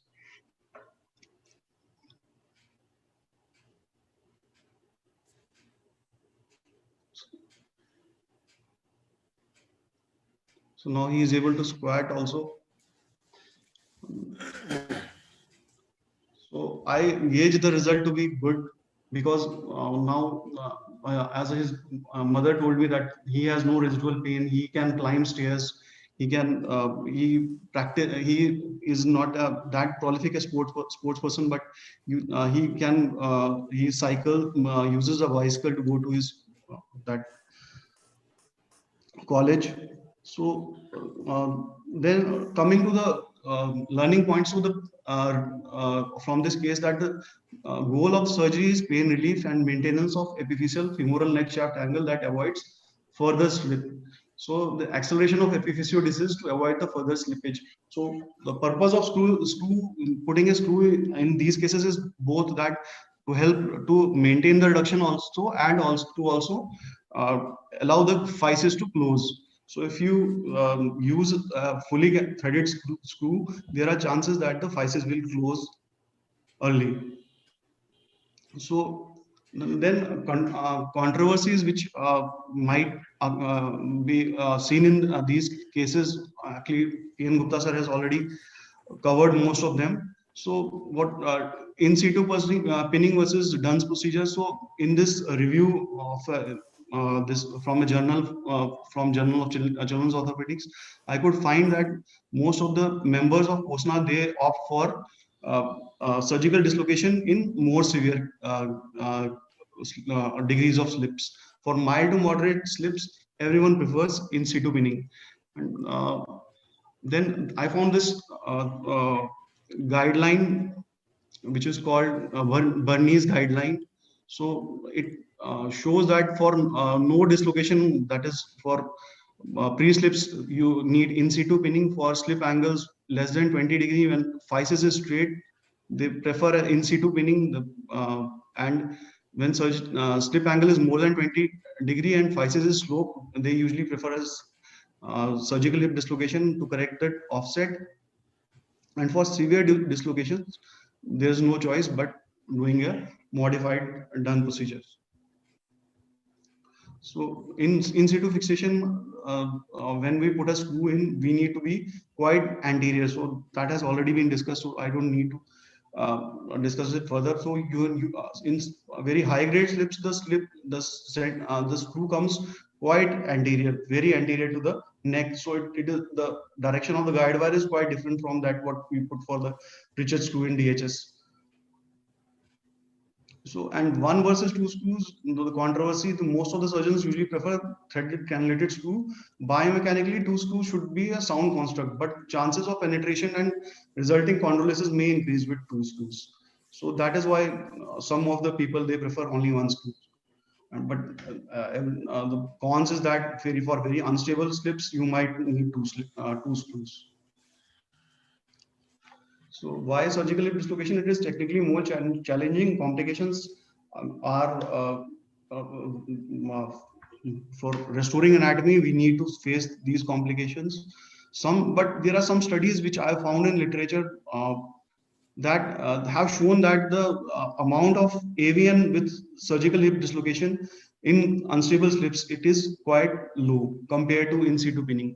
So that is a distinct advantage of surgical hip dislocation, that if the case is done well, then the chances of surgical hip dislocation are quite low. And I have seen one paper which was from this Dr. Gans's center only, that they have shown there has been no case of AVN in those those children who have been treated by Dr. Gans himself. That in his series he has shown that there is zero AVN with a properly done surgical hip dislocation. But as we have discussed, there is a learning curve for this procedure. So these results were quite handsome in my hand, considering that I just started this. This was just my first case. So thank you. That is all I had to present. If there are any questions, so it will be the right time to ask. Dr. Sethi? Dr. Sethi? Yeah, that's just I'm opening. Okay. Dr. Sethi, would you like to add on something? Yeah, it's very well done, I think, I mean, this is something which I don't do. And as I mentioned, anything which is more complicated is not part of me to do because I don't do it so much. So we the general orthopedic, but few things to add for the audience who are there. The growing trend is this name is probably a misnomer. The epiphysis doesn't slip, you see. The epiphysis stays at its place. Is mainly the metaphysis in the shaft which goes into external rotation. That is a growing thing which is being added up. I don't know what is true, but they say it's probably a misnomer nowadays.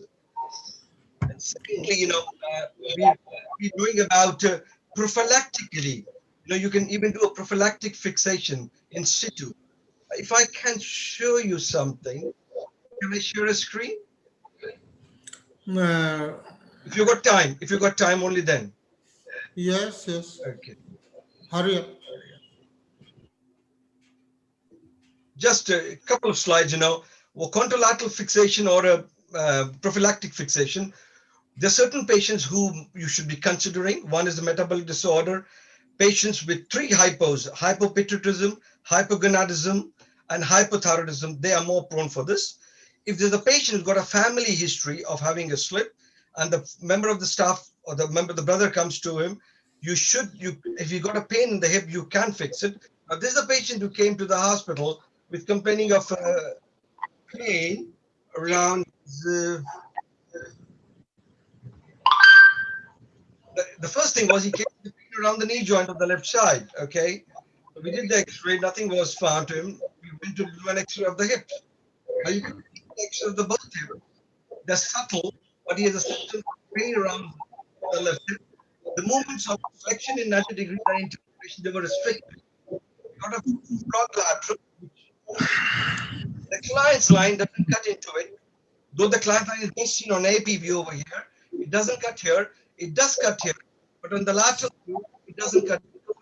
So thinking more on the left side, we went ahead and fixed the left side, and we also went ahead as well because the client is not restricting the epiphysis. So this is not the same patient, something different.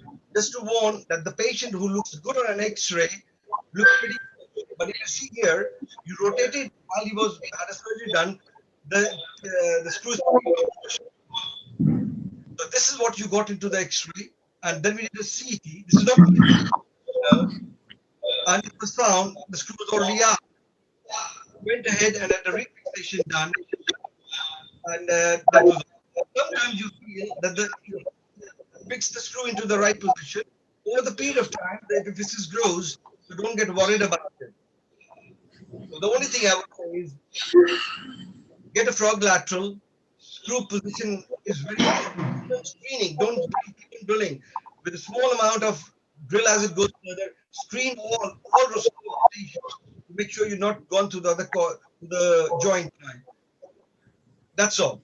I would say, but the main thing is they can also have a late cam deformity after this. You see, it's much more common. It's as common as the. That's all. Otherwise, everything is done. Thank you. Thank you, Dr. Chetan, and thank you, Dr. Sethi.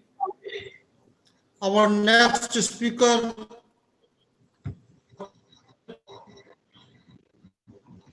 Dr. Anil Kumar, please share your screen.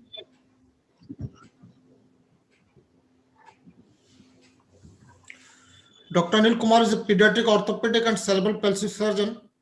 He did his post-graduation in orthopedics, did fellowship in pediatric orthopedics at Apollo Hospital, Delhi, and Rainbow Children Hospital, Bangalore.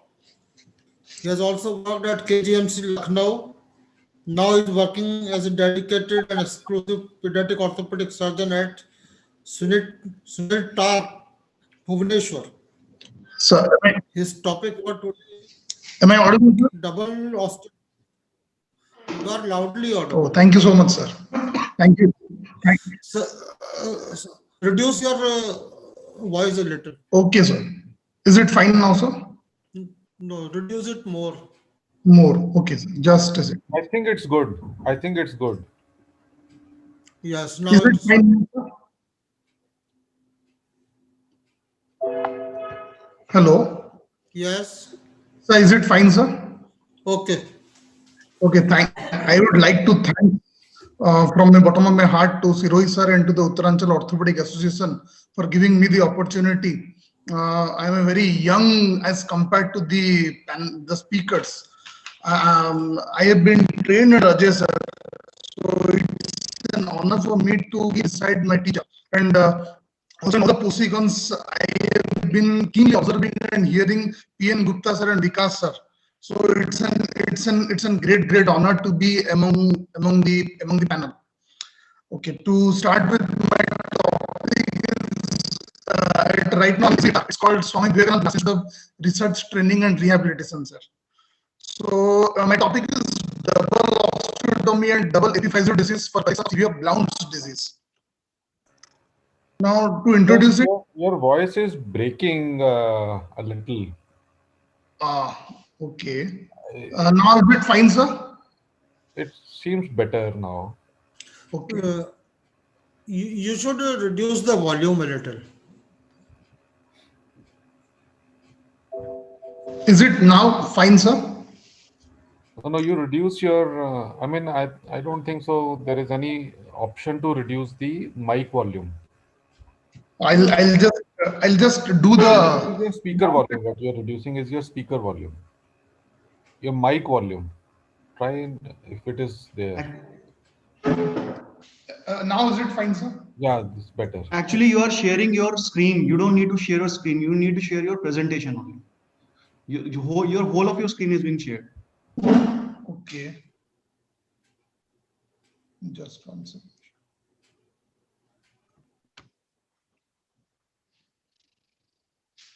Now? Okay. Okay. So my topic is double osteotomy and double epiphysis disease for correct.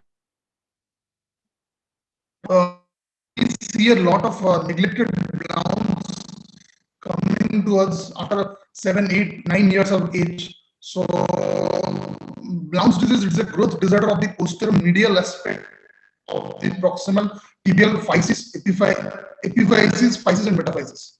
And it is a multiplanar deformity with 3 main features: the tibia vara deformity on a frontal view, the procurvatum deformity in sagittal view, and the internal dots.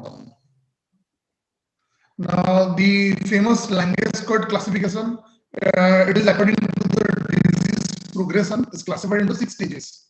The class 1 is the medial beaking. The second is the saucer defect. In the third, the saucer has become a stiff deformity. In the fourth, there is a sloping of the physis also, sloping of the physis and the epiphysis. In the fifth, there is double epiphysis we can see, and in the sixth, there is a bar. There is a medial physical bar. So the treatment of Blount's disease, it varies with the age of the patient as well as the stage of the disease. Treatment of the condition is usually done by acute or gradual correction of the deformity. Acute correction gives better outcome if carried out by the age of 4 years to prevent recurrence. Now there are a lot of treatment options, like it might be valgus metaphyseal osteotomy, medial tibio good lesson, knee fixator. But what method we choose neglected cases is, our method is double osteotomy plus double epiphyseal disease, which I will be explaining. The aim of our study is to report a clinical experience with the application of double osteotomy and epiphyseal disease and describe the 3-year follow-up of the patient. Now we do the simple radiological parameters: the tibiofemoral angle, the femoral condyle shaft angle, and the medial plateau angle. To describe the operative state, operative procedure, we did superficial fibular osteotomy, and there was a transphageal osteotomy to elevate the medial plateau, and the fibular grafting, we put the fibular graft there. Then the next step was the proximal tibial osteotomy, in which we corrected the tibial, I mean the procurvatum and the internal rotation deformity. And at the end, we gave a figure of 8 plate, that is epiphysis of the lateral tibia and fibula.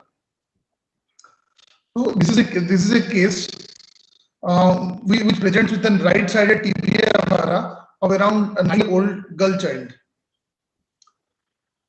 Here we can see we have done the proximal tibial osteotomy, and we open it with the lamina separator. The second step after doing the fibular osteotomy, and we have taken 2 fibular diphageal grafts. We divided into 2, and we have placed it in alignment. We can see, but the other views of this also, and we have also used 2 growth plates, one here and one here. This is the tibial growth plate, this is the fibular growth plate, and also you can see here a dome-shaped osteotomy in the metaphyseal area, which is done below the tibial tuberosity. And we have fixed the proximal tibial osteotomy within K1, and also the dome osteotomy with 2 K-wires. And we have done 2 growth plates in the tibia and the fibula. And this is the 8 weeks post-op. It has healed very nicely.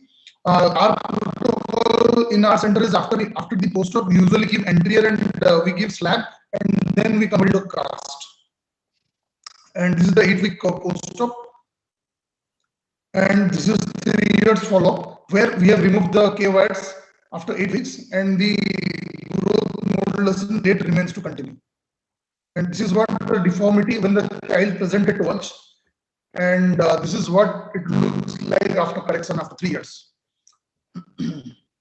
So this is another case where this is by having the left-sided deformity, and similarly steps was done, and you see he has complete range of motions. He can squat and sit cross-legged with comfort and with each.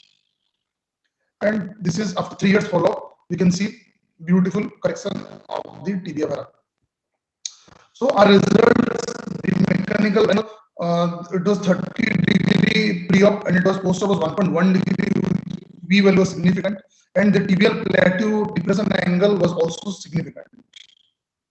So the overall results showed statistically significant improvement in all the cases. Clinically, of the 13 knees we did, 11 were in neutral at follow-up, and 2 knees with slight invarus.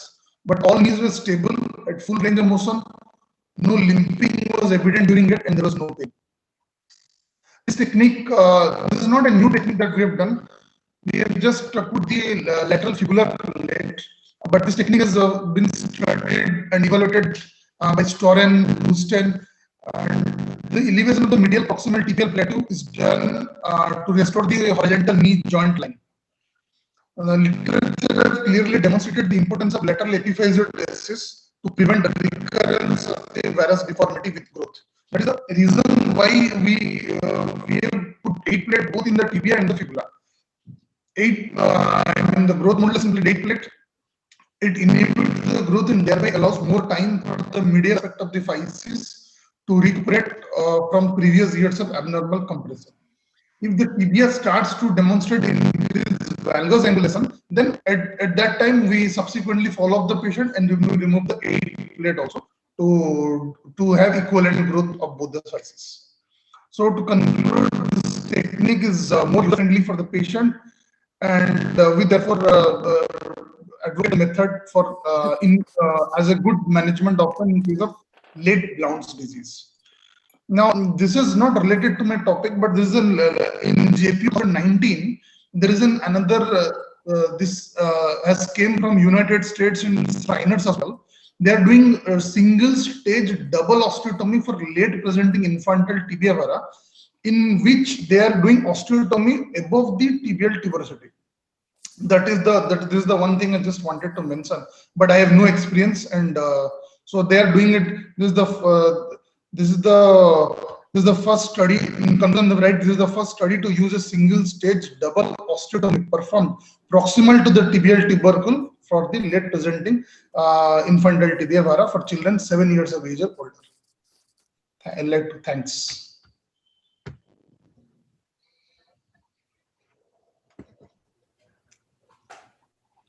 Thank you, Dr. Anil. Thank you, sir. Are there any questions, sir?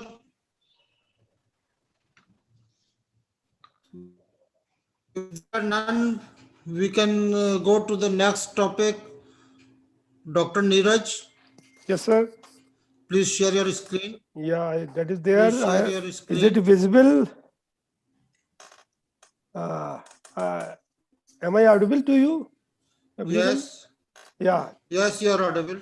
Should I You are start, audible. sir? Yeah. So, Yes, Dr. Niraj is.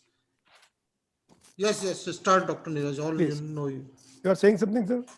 Yeah.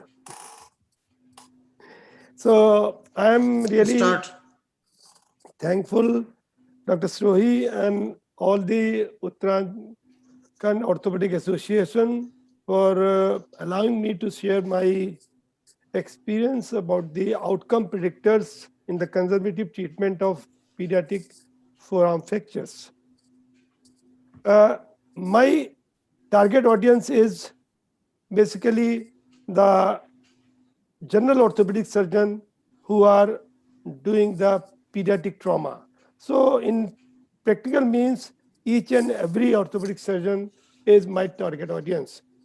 To start with, I sharing this picture of mine with a legend, Dr. K. Wilkinson. I start my presentation with his a very important statement that any individual treating fracture of the pediatric age group should fully understood how pediatric fracture heal and how the remodeling process actually occurs.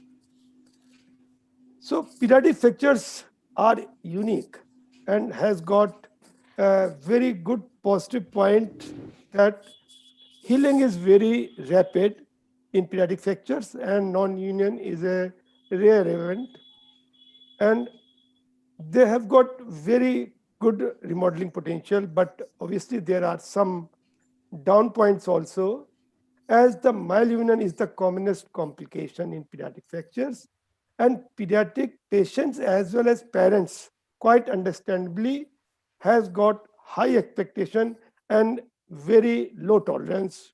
No parent want his son or daughter to any deformed limb. So we should try our best to prevent malunion. There is a very popular myth in a pediatric fracture that all malunion will remodel and have good functional as well as cosmetic results. But the reality is that ability to remodel depends on the bone involved, the age of the patient, the proximity to the joint, and its orientation to the joint axis.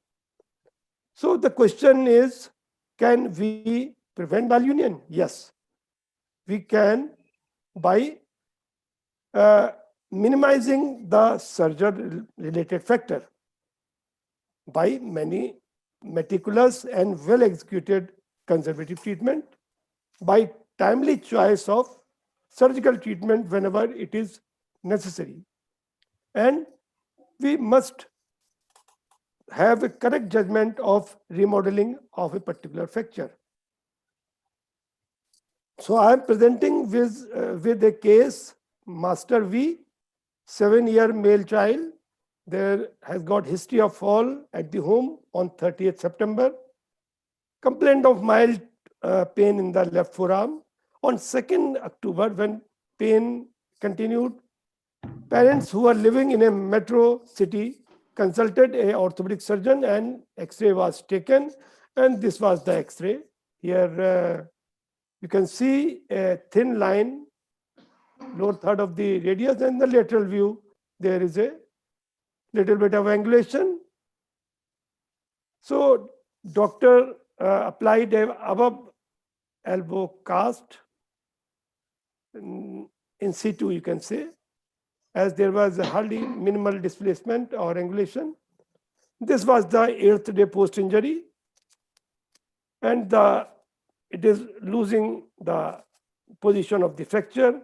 So orthopedic surgeon decided on 9th day, he did the reduction and plaster under general anesthesia. And this was the check X-ray of the same patient.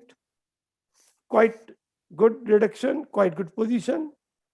On 18th day, the mother with her child, she meanwhile came to here in my place, that in the Jhansi, and showed me, and I did the X-ray, and this was the position. There is a further loss of the position in the plaster. This was the more than 50% displacement. Angulation was about 25 degree, and this was the question. One is why this happened and now what. So I am now presenting my case to you, to the panelist, with the first question, why this happened. Am I audible? Yes, sir, you are audible. Yeah. So any suggestion why this happened? Any answer of this thing? Sir, can you go back to the radiographs? Yeah, sure. More? Yes. No, immediate post reduction. Yeah, this was the immediate post reduction. Yes. 9th day post reduction. Okay. If you see the immediate post reduction, it looks like that the padding used is a lot of padding, and the plaster used is the fiberglass. Yeah, it is fiberglass. So I don't know. I mean, uh, I'm really not comfortable using a fiberglass in an acute fracture situation because the molding it allows is much less vis-a-vis the regular POP cast. Very valid point. The because of the not so well fitting cast, this could be one contributing factor to the displacement, and the second contributing factor is the inherent stability of the fracture, which to me looks like a little oblique fracture line, and oblique fracture line could be inherently unstable. Yeah. So I think it's you said it very rightly. Means plaster padding was a bit more, and the fracture position is also inherent with the position. So let us analyze. Yeah, please. One more thing. Yeah. I think everything has been right. I would totally believe, you should put a molded cast with a plaster of Paris plaster. The other thing is some of the fracture, which are single bone fracture at level, are slightly more unstable. Absolutely right. Absolutely right, Dr. Sethi. Absolutely right. So we are searching why happen. So why this happened? Why there is loss of reduction? So there can be factors beyond this capacity of surgeon. That is a patient-related factor. Then the fracture-related factor, as we discussed, pointed by you, and then there are certain patient-related factor, delay in the treatment or default in the treatment, which is not in our control. But in this particular case, a patient was absolutely bang on treatment protocol.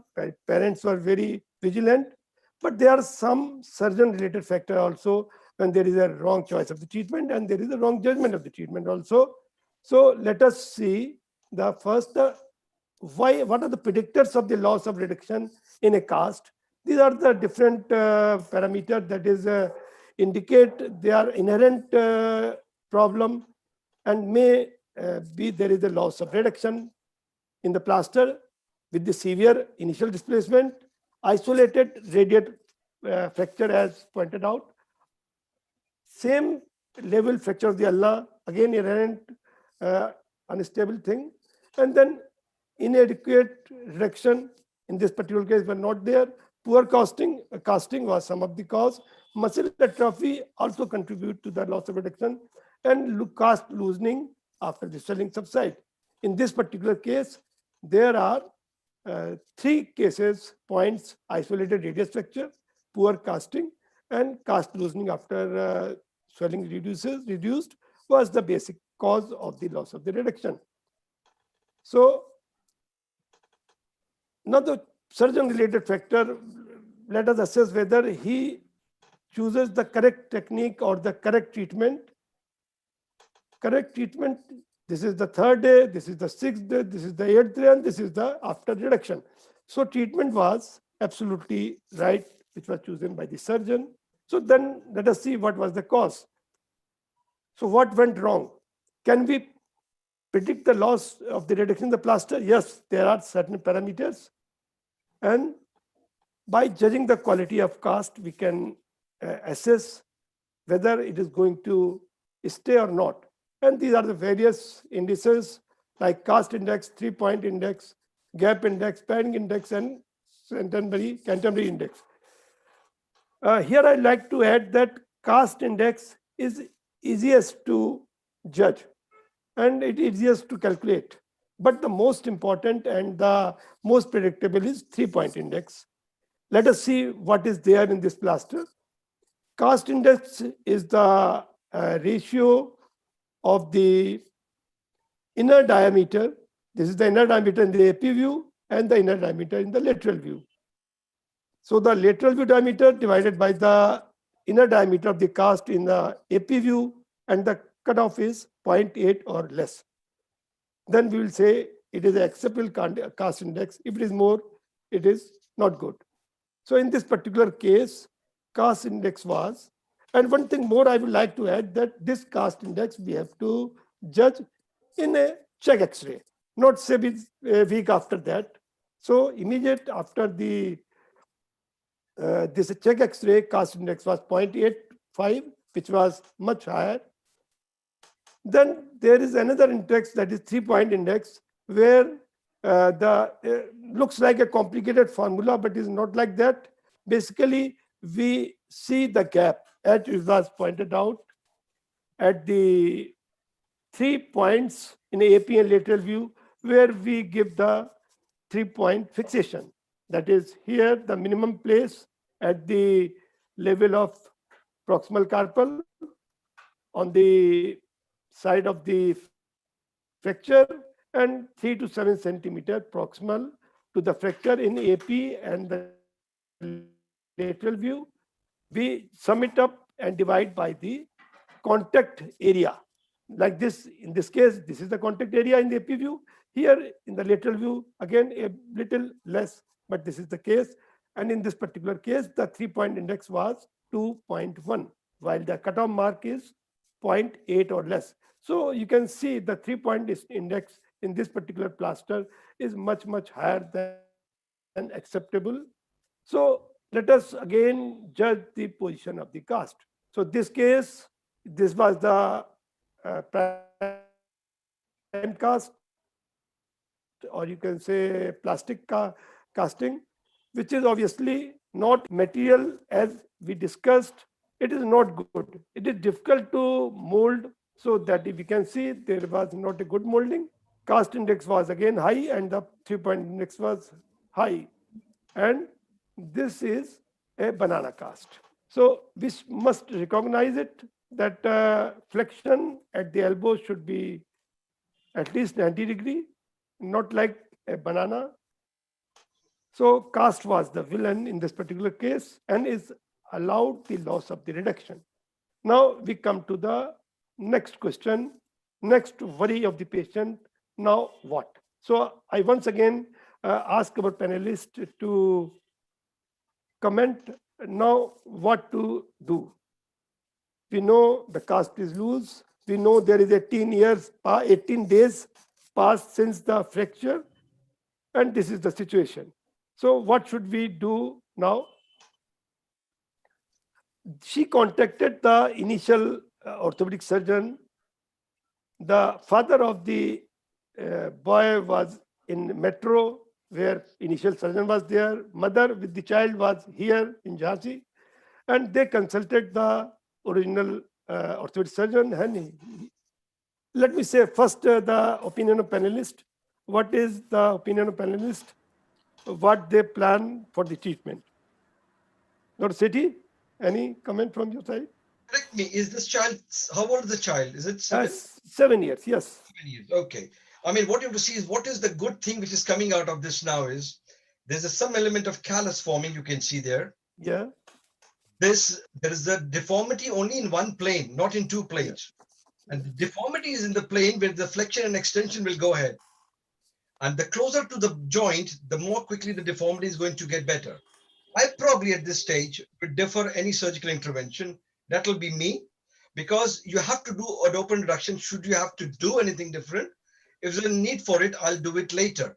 On one of the lateral view, you can see the distal of the ulna is not out. It's not subluxed, okay?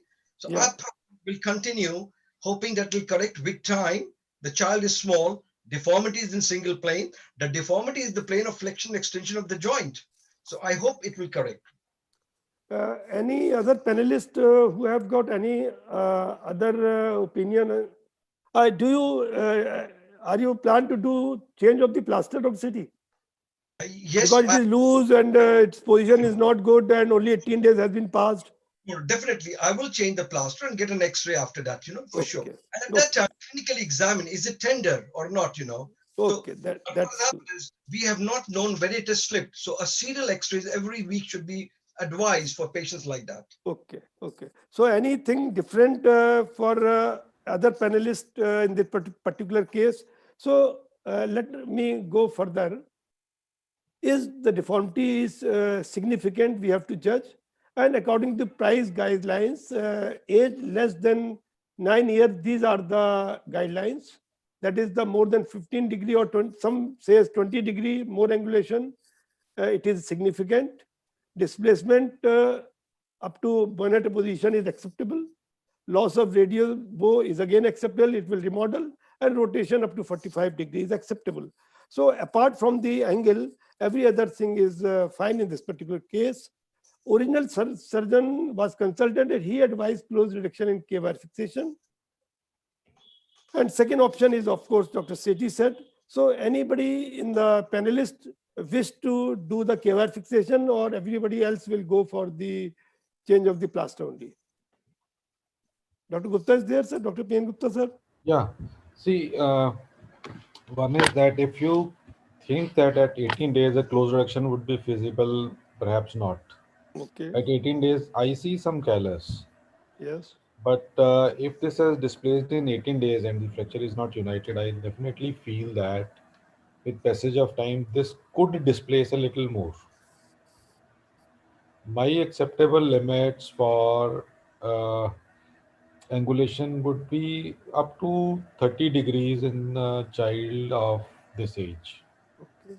Right? Though the remodeling which has been described is about 10 degrees per year, and this is near to the growing end. So going by that, even angulations up to 40 degrees or so can even remodel. But averagely what the literature says, don't go more than 30 degrees. So my worry is a further angulation, so for which I would like to change the plaster.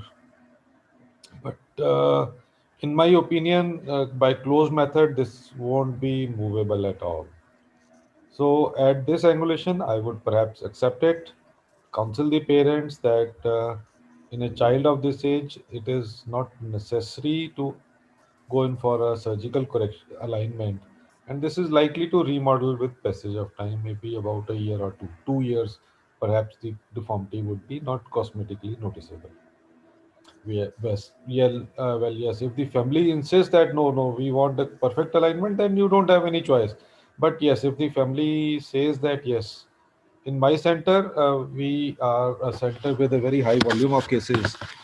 So we would actually ask him to sort of go to another center that this is our final decision. We are not going to operate on you. Yes. But yes, if the family insists, then you can consider very reluctantly going in for alignment. I would not. Dr. Jindal, you are saying something? I fully agree. That was the last statement. The patient's relatives' participation in decision making is important, because if they're reluctant and they see the deformity for almost a year, they'll be extremely unhappy. So yes, some people will be able to be convinced that yes, we can wait for a couple of years for it to remodel. But others who just don't listen, we might reluctantly go ahead with open reduction. But patient relatives have to contribute to decision making. So this was the case that, so these are the two options, reduction, open reduction, or the change plaster and continue the same. So Niraj, So my still the first choice would remain leave it as such after change of plaster. Yes, Bilkul, I agree with you. So here the statement which I posted the first, that as a orthopedic surgeon, we must understand how actually remodeling took place in a pediatric fracture case.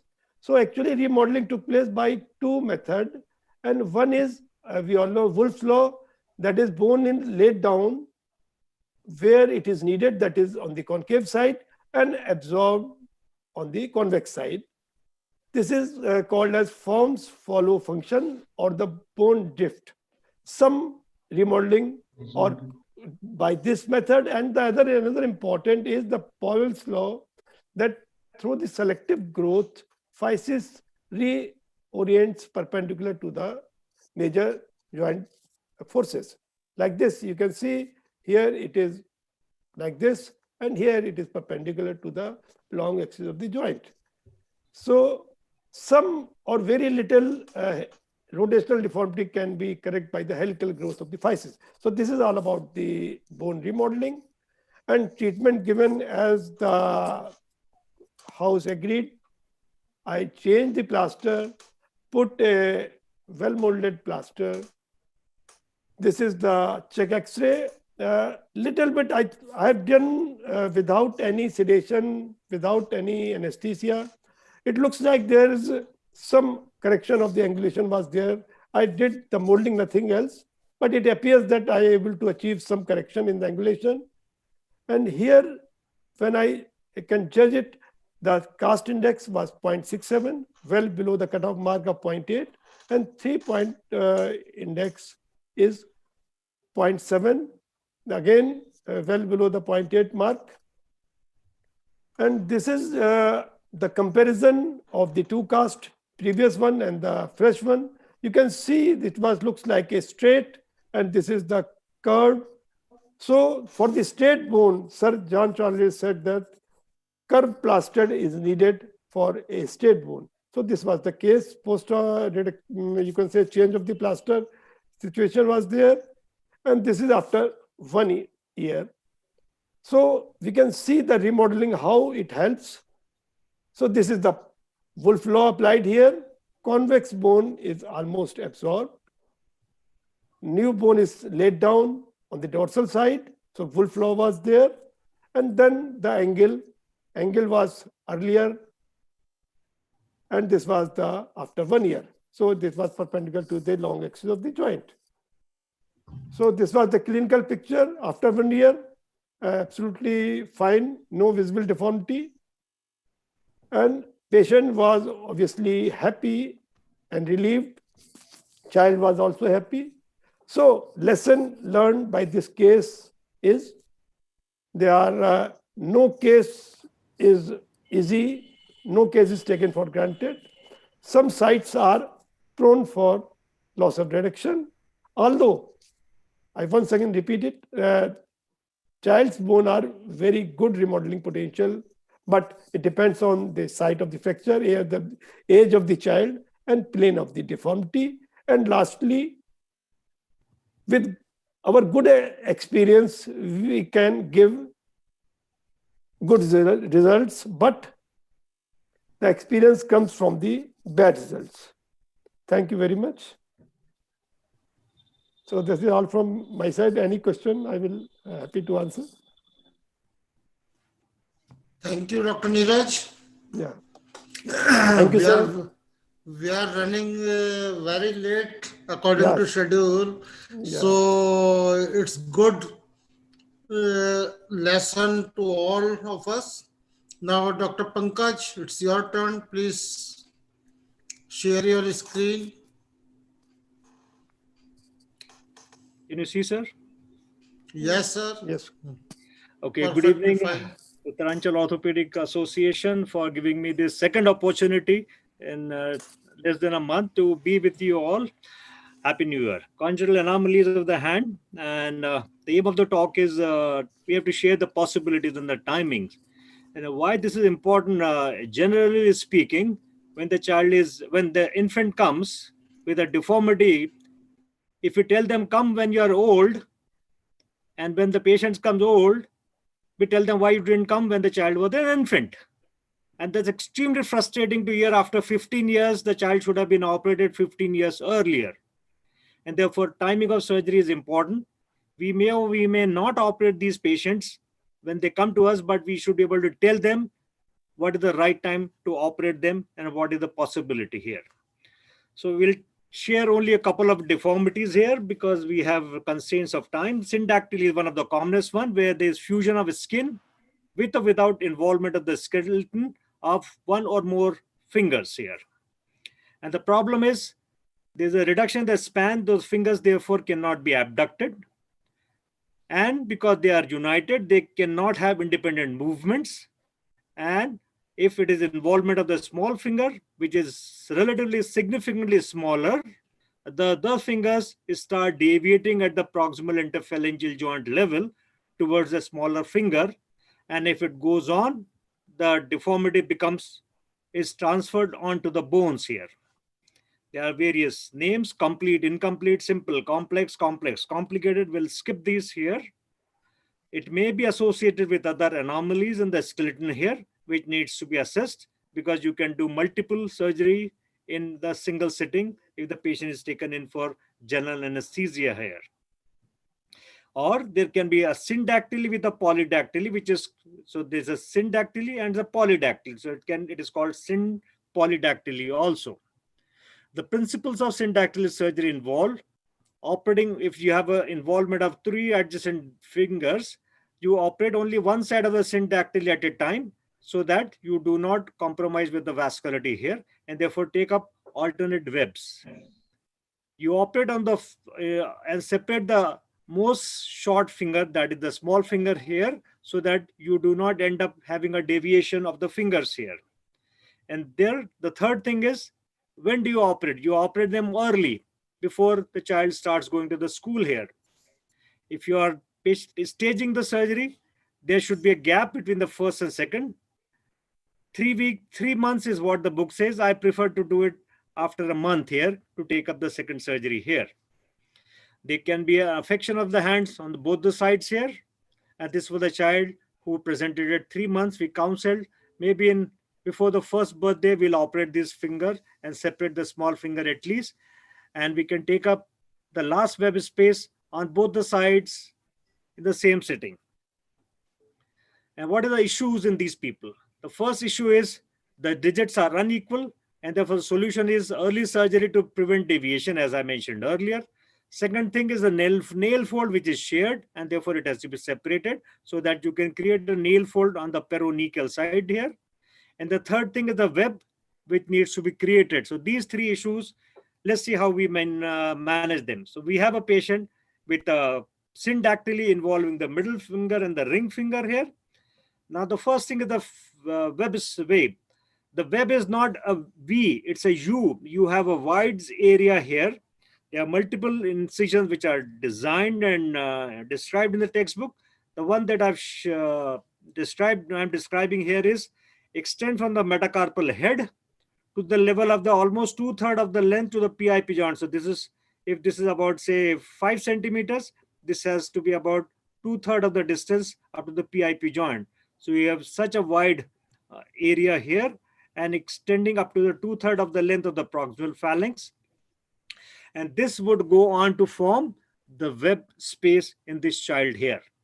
So you create a nice web space here so that you do not end up having a V-shaped constriction here, instead of a normal Y-shaped between the web space here. Do not be miser as far as generous. Be generous when it comes to skin grafting. Otherwise, you can have constrictions, as I'll show you earlier.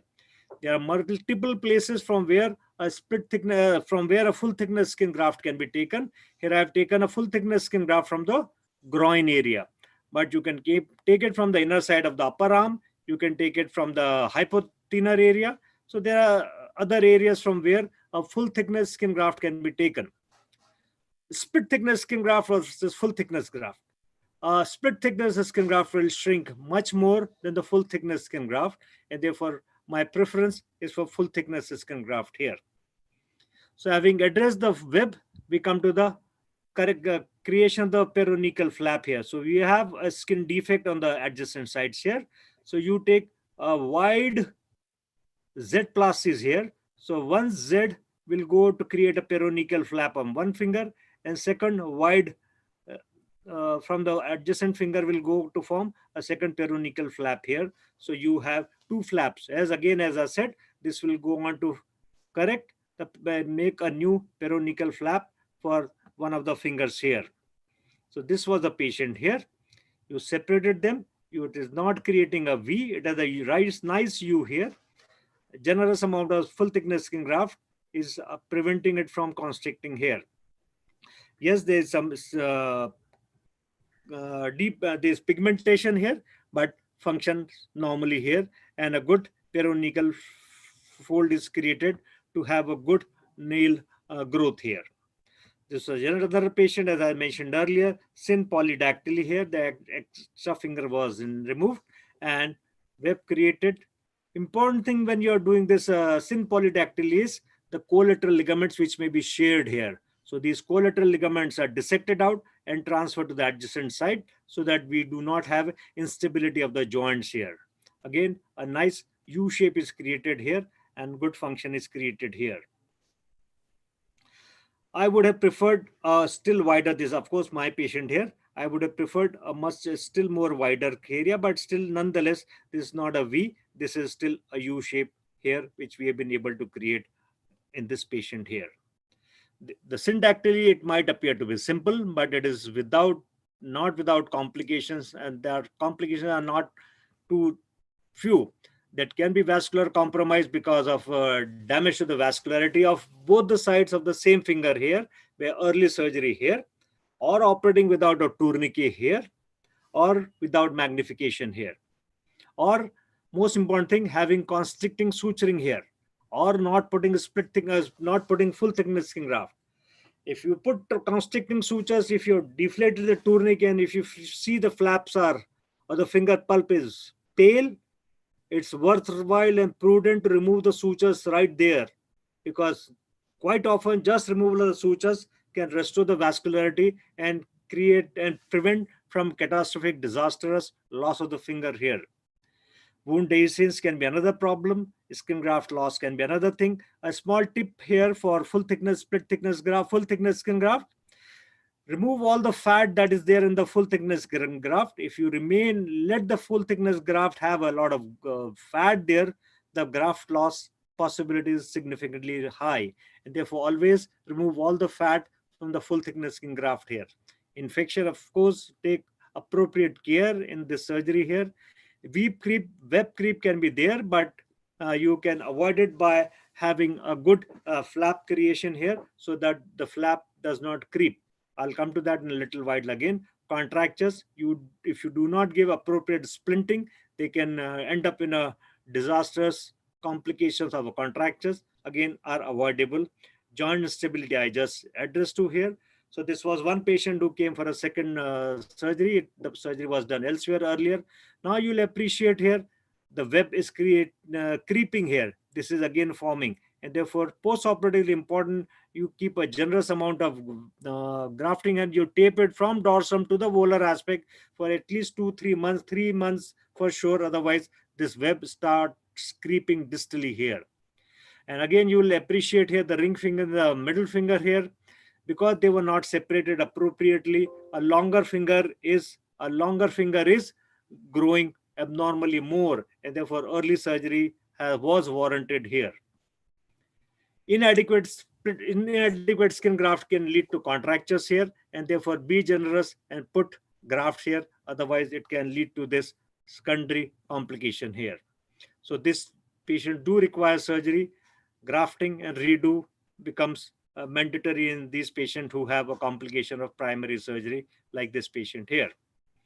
Again, another patient came for a second opinion and treatment here. Again, you see this was the place where the web was located here, but it has ended up not only a V here, but again a secondary complication here on both the sides here. And therefore, have a generous amount of graft here, have a flap which is deeply seated here so that U does not end up into a V here. There are multiple incisions which have been described. Bottom line of all the flap that are described for webplasty is there's a wide flap at the bottom of the at the bottom, so that the flap does not, so that the healing does not end up with a V, but rather a wide U here. This is another flap which has been described in Plastic and Reconstructive Surgery Journal.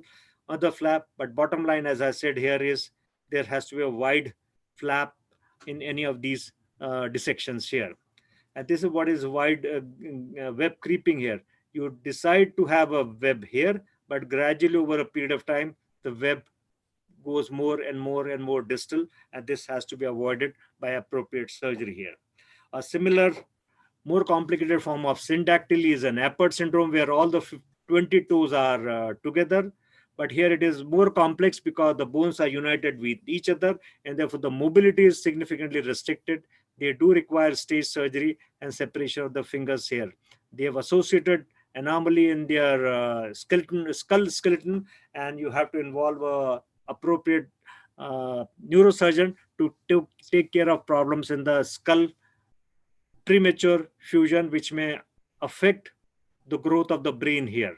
So this was the patient who was operated and fingers were separated.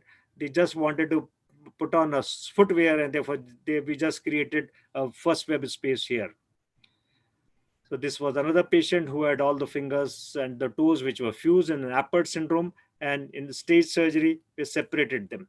Now, as I mentioned here, you separate the first web space and the third web space in first sitting, and second and fourth will be separated in a subsequent sitting here. So this was the same child after two-stage surgery where the webs were separated here. Coming to the next one here is the poorly developed thumb or hypoplastic or aplastic thumb here. There are various grades. To put it very simply, the thumb may be small but good function. If the thumb is small but good function, don't bother, leave them alone. But there are worsening grades here, where in the grade 2, the thinner muscles may be absent, first web space may be contracted, ulnar collateral ligament of the metacarpophalangeal joint may be deficient. As we go to grade 3A, it may have a stable CMC joint, carpometacarpal joint, or unstable carpometacarpal joint, or it may have a floating thumb or absent thumb here. So what do you do to these people? You improve or you change it. So we have a patient who has a thinner muscles which are absent, but otherwise hand is nicely functioning. The first web space is well maintained. The metacarpophalangeal joint is very stable. So the only problem is absent thinner muscles here. So you take out the abductor digiti minimi here, respectfully save the ulnar digital nerve here, and take out the abductor digiti minimi, and this is called the U-burst transfer to do a opponent's plasty here. So dissect out the abductor digiti minimi muscle here and transfer it across the palm to the location of the metacarpophalangeal joints here, to the metacarpophalangeal joint, yes, and you suture it here to the along the remnants of the abductor digiti minimi here. So you suture it here, and does it work? So this is opposition to the index, middle, ring, and the small finger down the line here. And you'll see the nice pronation of the thumb that has been achieved by this surgery here. Yes, we have some amount of flattening here, but this is a small price to pay to achieve a good opposition here. This 14 years post-surgery here, and you'll appreciate his nicely pronating and opposing to the small finger here. The most important thing, I can say here, is the timing of surgery early, first year of life. Do it before the child's prehension develops here. Before he learns a wrong way of holding with the thumb, you give him an opposition, give him a thumb, and the brain acceptance is much better in these children here. If you don't do it, they develop what is called as a cigarette grip. They ignore the thumb and they start using the index finger as a thumb here. And therefore, it's worthwhile operating these patients in the first year of life. This was an elderly patient. He came with his grandchild. Just see what he is doing. He is not using his index, he is not using, but he is using the small finger and the ring finger for his opposition here. This was another patient with a relatively hypoplastic first metacarpal here. Thinner muscles are poorly developed here. You'll appreciate the thinner muscles are poorly developed here. He has unstable metacarpophalangeal joint and the web is contracted here. So all the three problems are there. If you know the problem, you can address all the three problems. Thinner muscles are absent. So we raise a flap from the index finger to create the first web space here. So we opened up the first web space here. We took flexor digitorum superficialis from the ring finger to do an opponentsplasty, and a remnant of the, you'll appreciate this is the opponentsplasty that we have created and sutured it along the abductor pollicis brevis here. A remnant of the tendon was used to create the ulnar collateral ligament reconstruction here. So these three things were done here, and ulnar collateral ligament was weaved here. This was the full thickness skin graft from where the flap has been raised to create the first web space. So three things here. FDS transferred for opponentsplasty here, ulnar collateral ligament reconstruction, and first web space opening here. This is after the healing of the wound. And does it work? And sure enough, this is the kind of opposition we had down the line here. This after healing of the hand, and you'll see the nice pronation of the thumb and opposing nicely to the small finger here. But these are the troublesome things, floating thumbs here. These have no representation in the brain here. It is just rudimentary. There are no flexor tendons. There are no extensor tendon. They have just vascularity here, and they are just hanging loosely here. They are futile to save, and it is worthwhile counseling the patient's relatives early to polysize and transfer the index to the index finger here. If at all the parents do not accept amputation of this floating thumb here, still counsel them for transferring the index finger to polysize it, and you can just let it be more stable by doing only skin surgery here. Down the line, they may or may not accept this rudimentary thumb, but the patient will ultimately not use this thumb here. And similarly, this rudimentary thumb and the absent thumb, I'm clubbing together. Absent thumb. This was a 7-month-old child. They do extremely well with polycization, transferring the index finger to create a thumb here. And what you do basically is dissect out under tourniquet here, save all the dorsal veins here. On the volar aspect, dissect out the digital nerves and the digital arteries here. And after having done the dissection here, you do the dissection of the digital artery on the volar aspect here. The digital artery going to the middle finger is ligated, and you transfer the common digital artery with the proper digital artery to the index finger here. You also dissect out the interosseous muscles on the going to the index finger here. Then you take out the extra metacarpal here, and this finger is shortened here.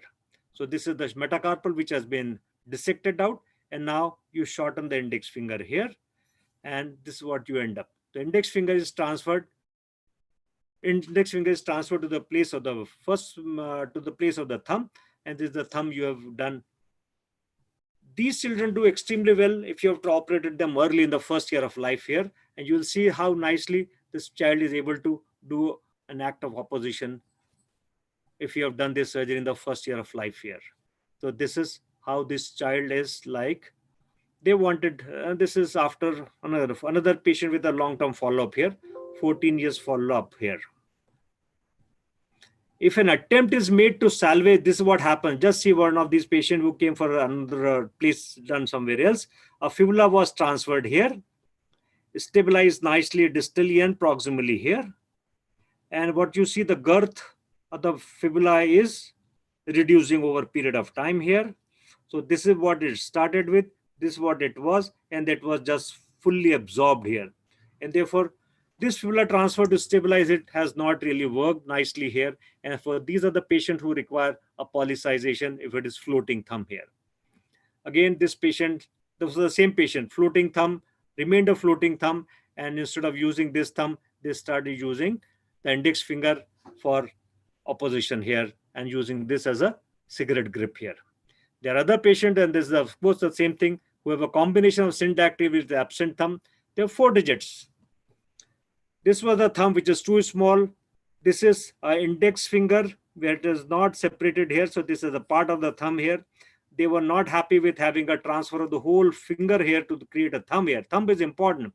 It contributes 40 to 50% of the thumb function. So thumb is important. So we decided to dissect it into 2 halves and transfer 1 half on top of the index finger, on top of the thumb here. So I dissected it out into 2 halves, and 2 halves, and half of it was polysized on top of this thing here. So we still had 3 digits here, whatever the length of the finger here, and we transferred it on top of the finger here. So we had a full length of the thumb, and this was the thumb we created. So we still had 3 fingers and a thumb here. And how was it here? So this was after healing. So we have a longer thumb, and the thumb index finger, whatever the length was originally, was preserved here. So this is where we started. We dissected out half of this length here, transferred it on top of the index finger, and this was subsequently shortened here.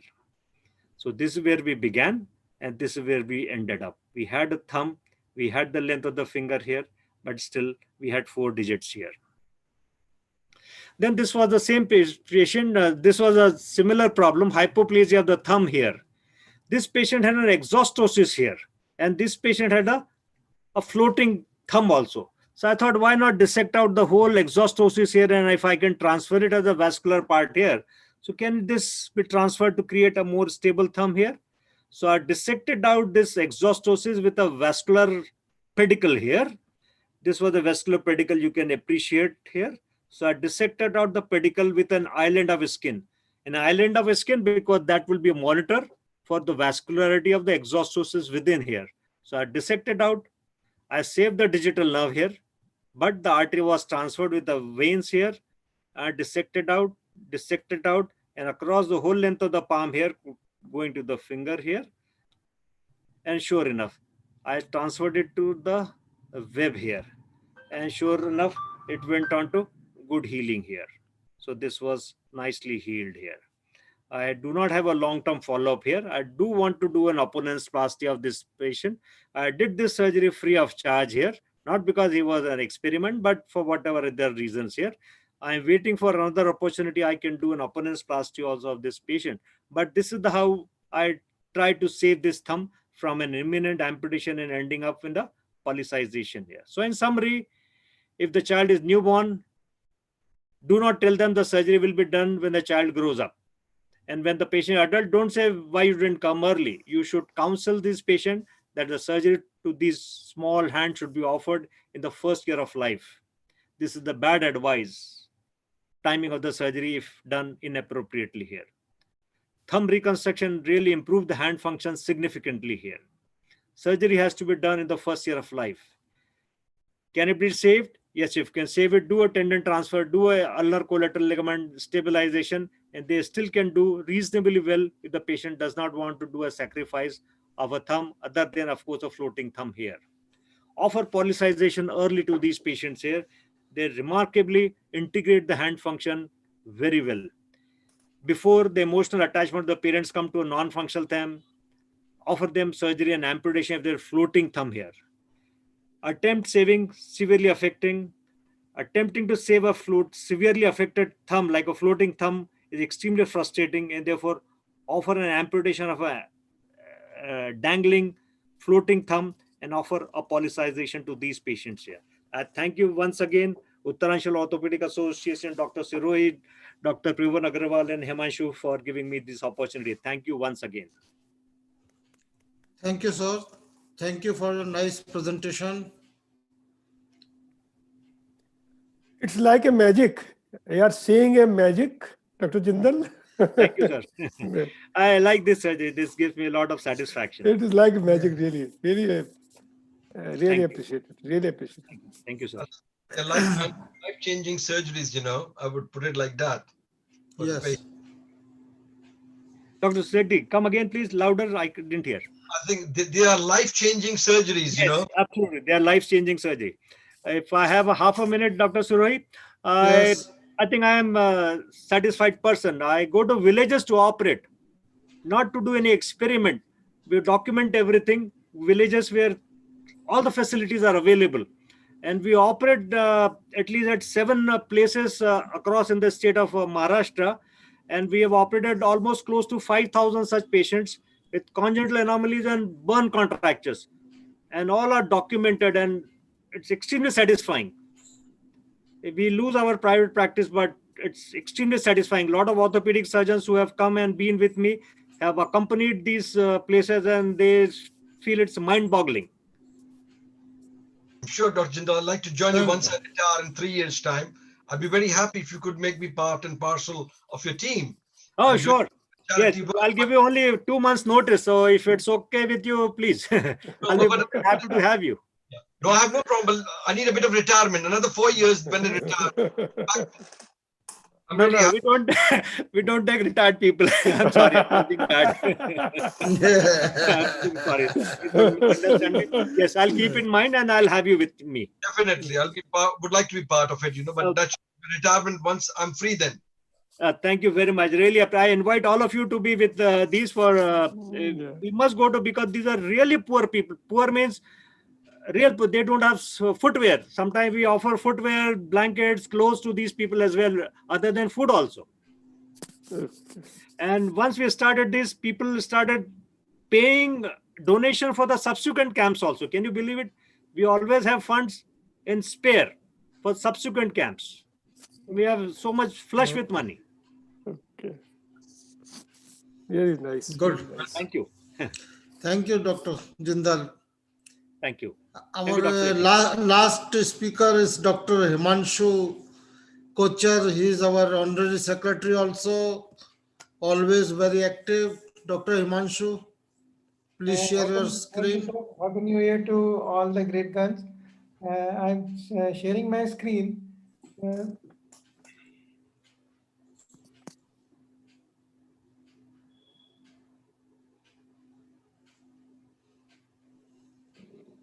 I think my screen is visible. Yes, yes.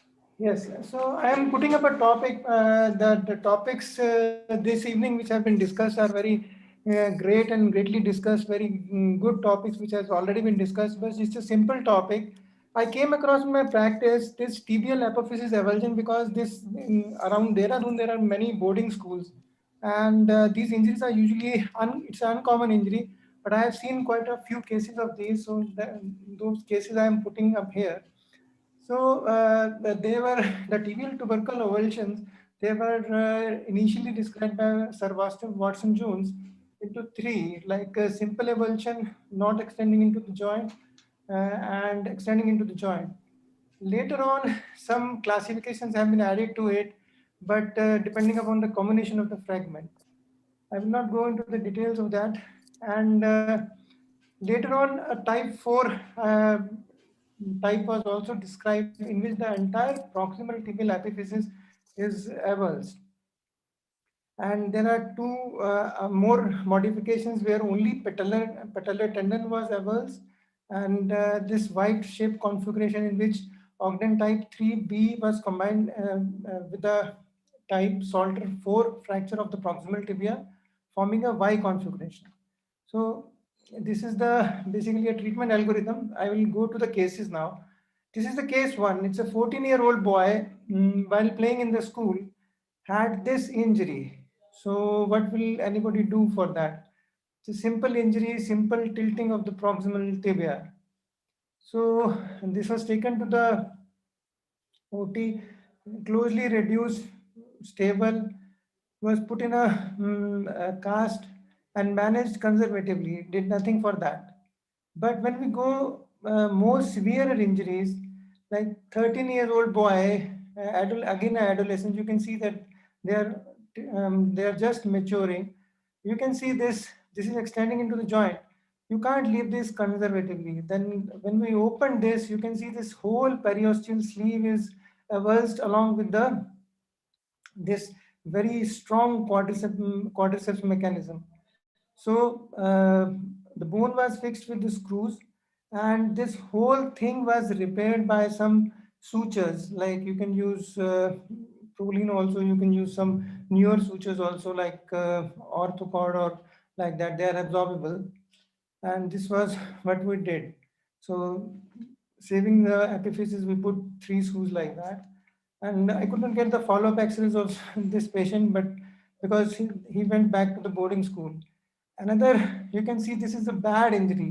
In these injuries, this is a type 4 injury where you can see there's the proximal metaphysis also fractured along with the whole of the proximal epiphysis is avulsed here, and along with the tibial tuberosity. And in these, usually there is a tethering of the artery here. You should always look for vascular the vascularity in these adolescents. And this was the AP. And in the emergency, when it like little bit reduction was done and a splint was applied, it's a Kramer wire splint, and you can see that the deformity has actually reduced. And this was MRI was also done in this case. Usually, it is better to get an MRI in these cases, in severe cases, to also look for any concomitant injuries inside the joint or any other injuries in the basically the ligaments. So this was reduced, and these were the fixing K wires. 4 screws sparing the physis was like put in this fashion. This is the AP view. So this is the almost 6 weeks after X-ray, and this after the healing. Then after this, there was in October, in November, usually they have exams and they leave. And but to my last follow-up, he was doing fine. So this is an uncommon injury, and this happens in the adolescent males approaching skeletal maturity, and they have a well-developed quadriceps musculature. Usually, initially, they have a marked displacement with or without an intra-articular extension. Usually, they are incurred while playing athletic activity, jumping, involving jumping, most commonly basketball, football, or running. This is a mechanism described that the strong quadriceps mechanism pulls off this epiphysis. And I have already told that there are associated injuries inside the joint also, and you should always look for a vascular component in this, because it may be devastating because if you don't look for it. So carry home messages: in the adolescent population, tibial tubercle avulsion is a rare injury. Typically in boys engaging in the sporting activities, proximal tibial physis closes distally in a posterior medial to anterolateral direction. So it creates an environment that predisposes the tubercle for a potential avulsion injury. So multiple fracture fixation methods have been described, but overall goal of the treatment is to restore the extensor mechanism in the joint surface. So that put my talk to an end. And any comments, or it is open for discussion. Dr. P.N. Gupta, sir, are you there? Yes, sir. Sir, sir, your comments. No, these are very nicely done cases, and I fully agree. These are difficult cases. They look innocuous, but they carry a lot of morbidity if they are not treated appropriately. And I think they're very well managed. I do not see many of these cases. I've seen, I mean, about 6 or 7 of them, but I think we have seen much more. Sir, there are case reports of these kind of fractures. There are not They're not enough. These are not common injuries, but one should be able to recognize. And as you rightly said, that the neurovascular involvement should always be checked, and even for compartment syndrome, because these are injuries which are prone for that. Yes. Okay, we had a case, sir, where we got the patient had compartment syndrome. So then we had to do a fasciotomy for it also. So I think we should be quite vigilant if we see such an X-ray. So he has treated them quite well. So the last patient was it was a very gastric injury. But gauging by results, it was nicely done. Thank you. Thank you, Dr. Hemanshu. Now, I think that it's chilly winter in the north, so I hope the audience is also benefited by this. And thank you all the speakers who are there up to the end, and those who have left also. Dr. Ajay has left also, has left due to some other engagement. Otherwise, all are there. So I thank Dr. Gupta, Dr. P.N. Gupta, Dr. Vikas, Dr. Chetan, Dr. Pankaj, Dr. Hemanshu, Dr. Niraj, and Dr. Govind Sethi. We will be having a next symposium that will be an orthoplasty symposium on next Saturday. So the topic is slightly different, but let's hope we get a good audience for that also. Thank you, sir. Thank you very much. Thank you. Thank you, sir. Thank you very much. Thank you. Thank you. Thank you very much. Thank you, sir. Thank you. Everybody. Thank you, everybody. Thank you, sir. Good night, sir. And a Good happy night, New everyone. Year again to all. Yeah. Good night. Good night. Good night. Good night, sir.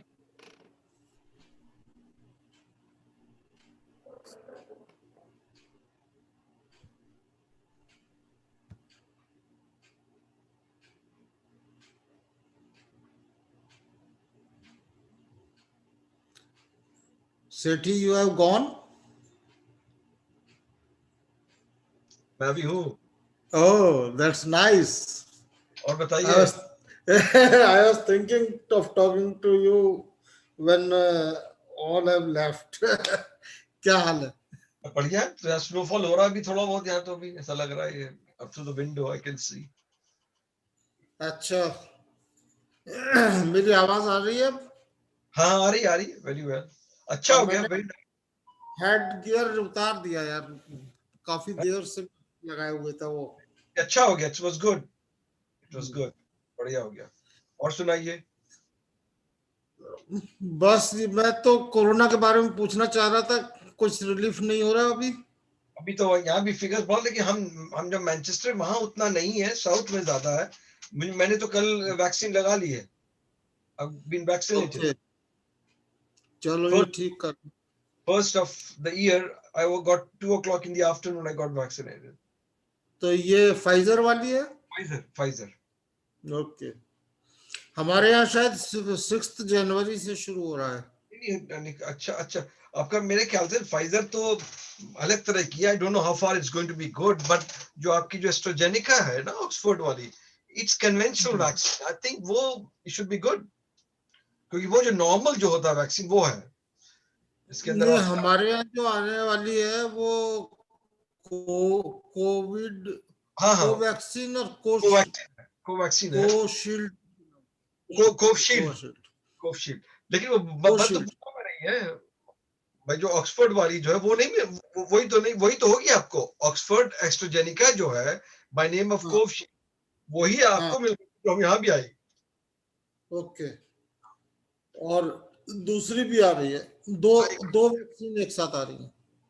एक भारत की है, Bharat serum की है, कुछ है serum institute of India.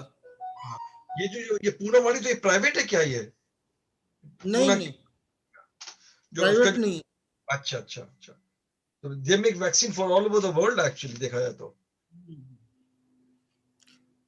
Actually अब ऐसा scene है कि ऑलमोस्ट वर्ल्ड की 50% वैक्सीन जो इंडिया में बनेगी इसके लिए, और 50% में बाकी सब कंट्रीज. अब इसके अलावा भी बाकी वैक्सीन में खूब बनती है इंडिया में, पूना में. It's a big thing. चलिए अभी आराम कीजिए. कल क्या है? कल रिलैक्स. कल भी मैंने क्या है कि एक वो नहीं, कोई वेबिनार वगैरह नहीं, एक हमारे नॉट मेडिकल कॉलेज, हमारा जो कॉलेज था उसकी मीट में है कल, जो कानपुर के जो थे इंटरमीडिएट कॉलेज. कौन सा कॉलेज? क्राइस्ट चर्च की मीट में. ओके. उसके अंदर में उन्होंने रखा हुआ. तो I've never been in touch with them, तो बार आ रहा था. हमने कहा चलो भाई ठीक है. अग्निहोत्री भी तो वहीं का है. क्या चीज? अग्निहोत्री भी उसी कॉलेज से है। हाँ। और ऊपर से वो क्या मैं देख रहा हूँ, उन्होंने डाल तो दिया व्हाट्सएप में, वो भैया इतना बिजी व्हाट्सएप से, रोज के 100 अब हम ना किसी को जानते ना कुछ करते। वो ऐसे में लोकल है ना, जो कानपुर का पढ़ा हुआ है, और कानपुर में कई लोग हैं वहीं। हाँ, तो वो उसको मैं तो जानता भी नहीं उनको सबको, देख रहा है तो हम एक हमारा जो क्लोज फ्रेंड था वो आई थिंक एडमिन है, उसने डाल दिया हमको। तो I will be there for some time tomorrow. बाकी अब सोच रहा हूँ जाके थोड़ा सामान खरीदना हो घर का, ये प्लान है। यहाँ तो 3:30 बज रहे हैं, आपके 9 बज रहे होंगे। हाँ 9 बज गए हैं, और शाम होते थे तो धूप तो ठीक निकल रही है। कल तो बहुत कोहरा था, लेकिन शाम होते होते तो बिल्कुल ठंडा हो जाता है। अभी मैं पहले बैठा हुआ था उधर बूढ़े के ऊपर बैठ के कर रहा, तो पैरों में ठंड लग रही थी। फिर आधे में उठ करके मैं जो हूँ कंबल के अंदर बैठ गया हूँ। ठीक है। ठीक है फिर, good night, bye bye. Bye.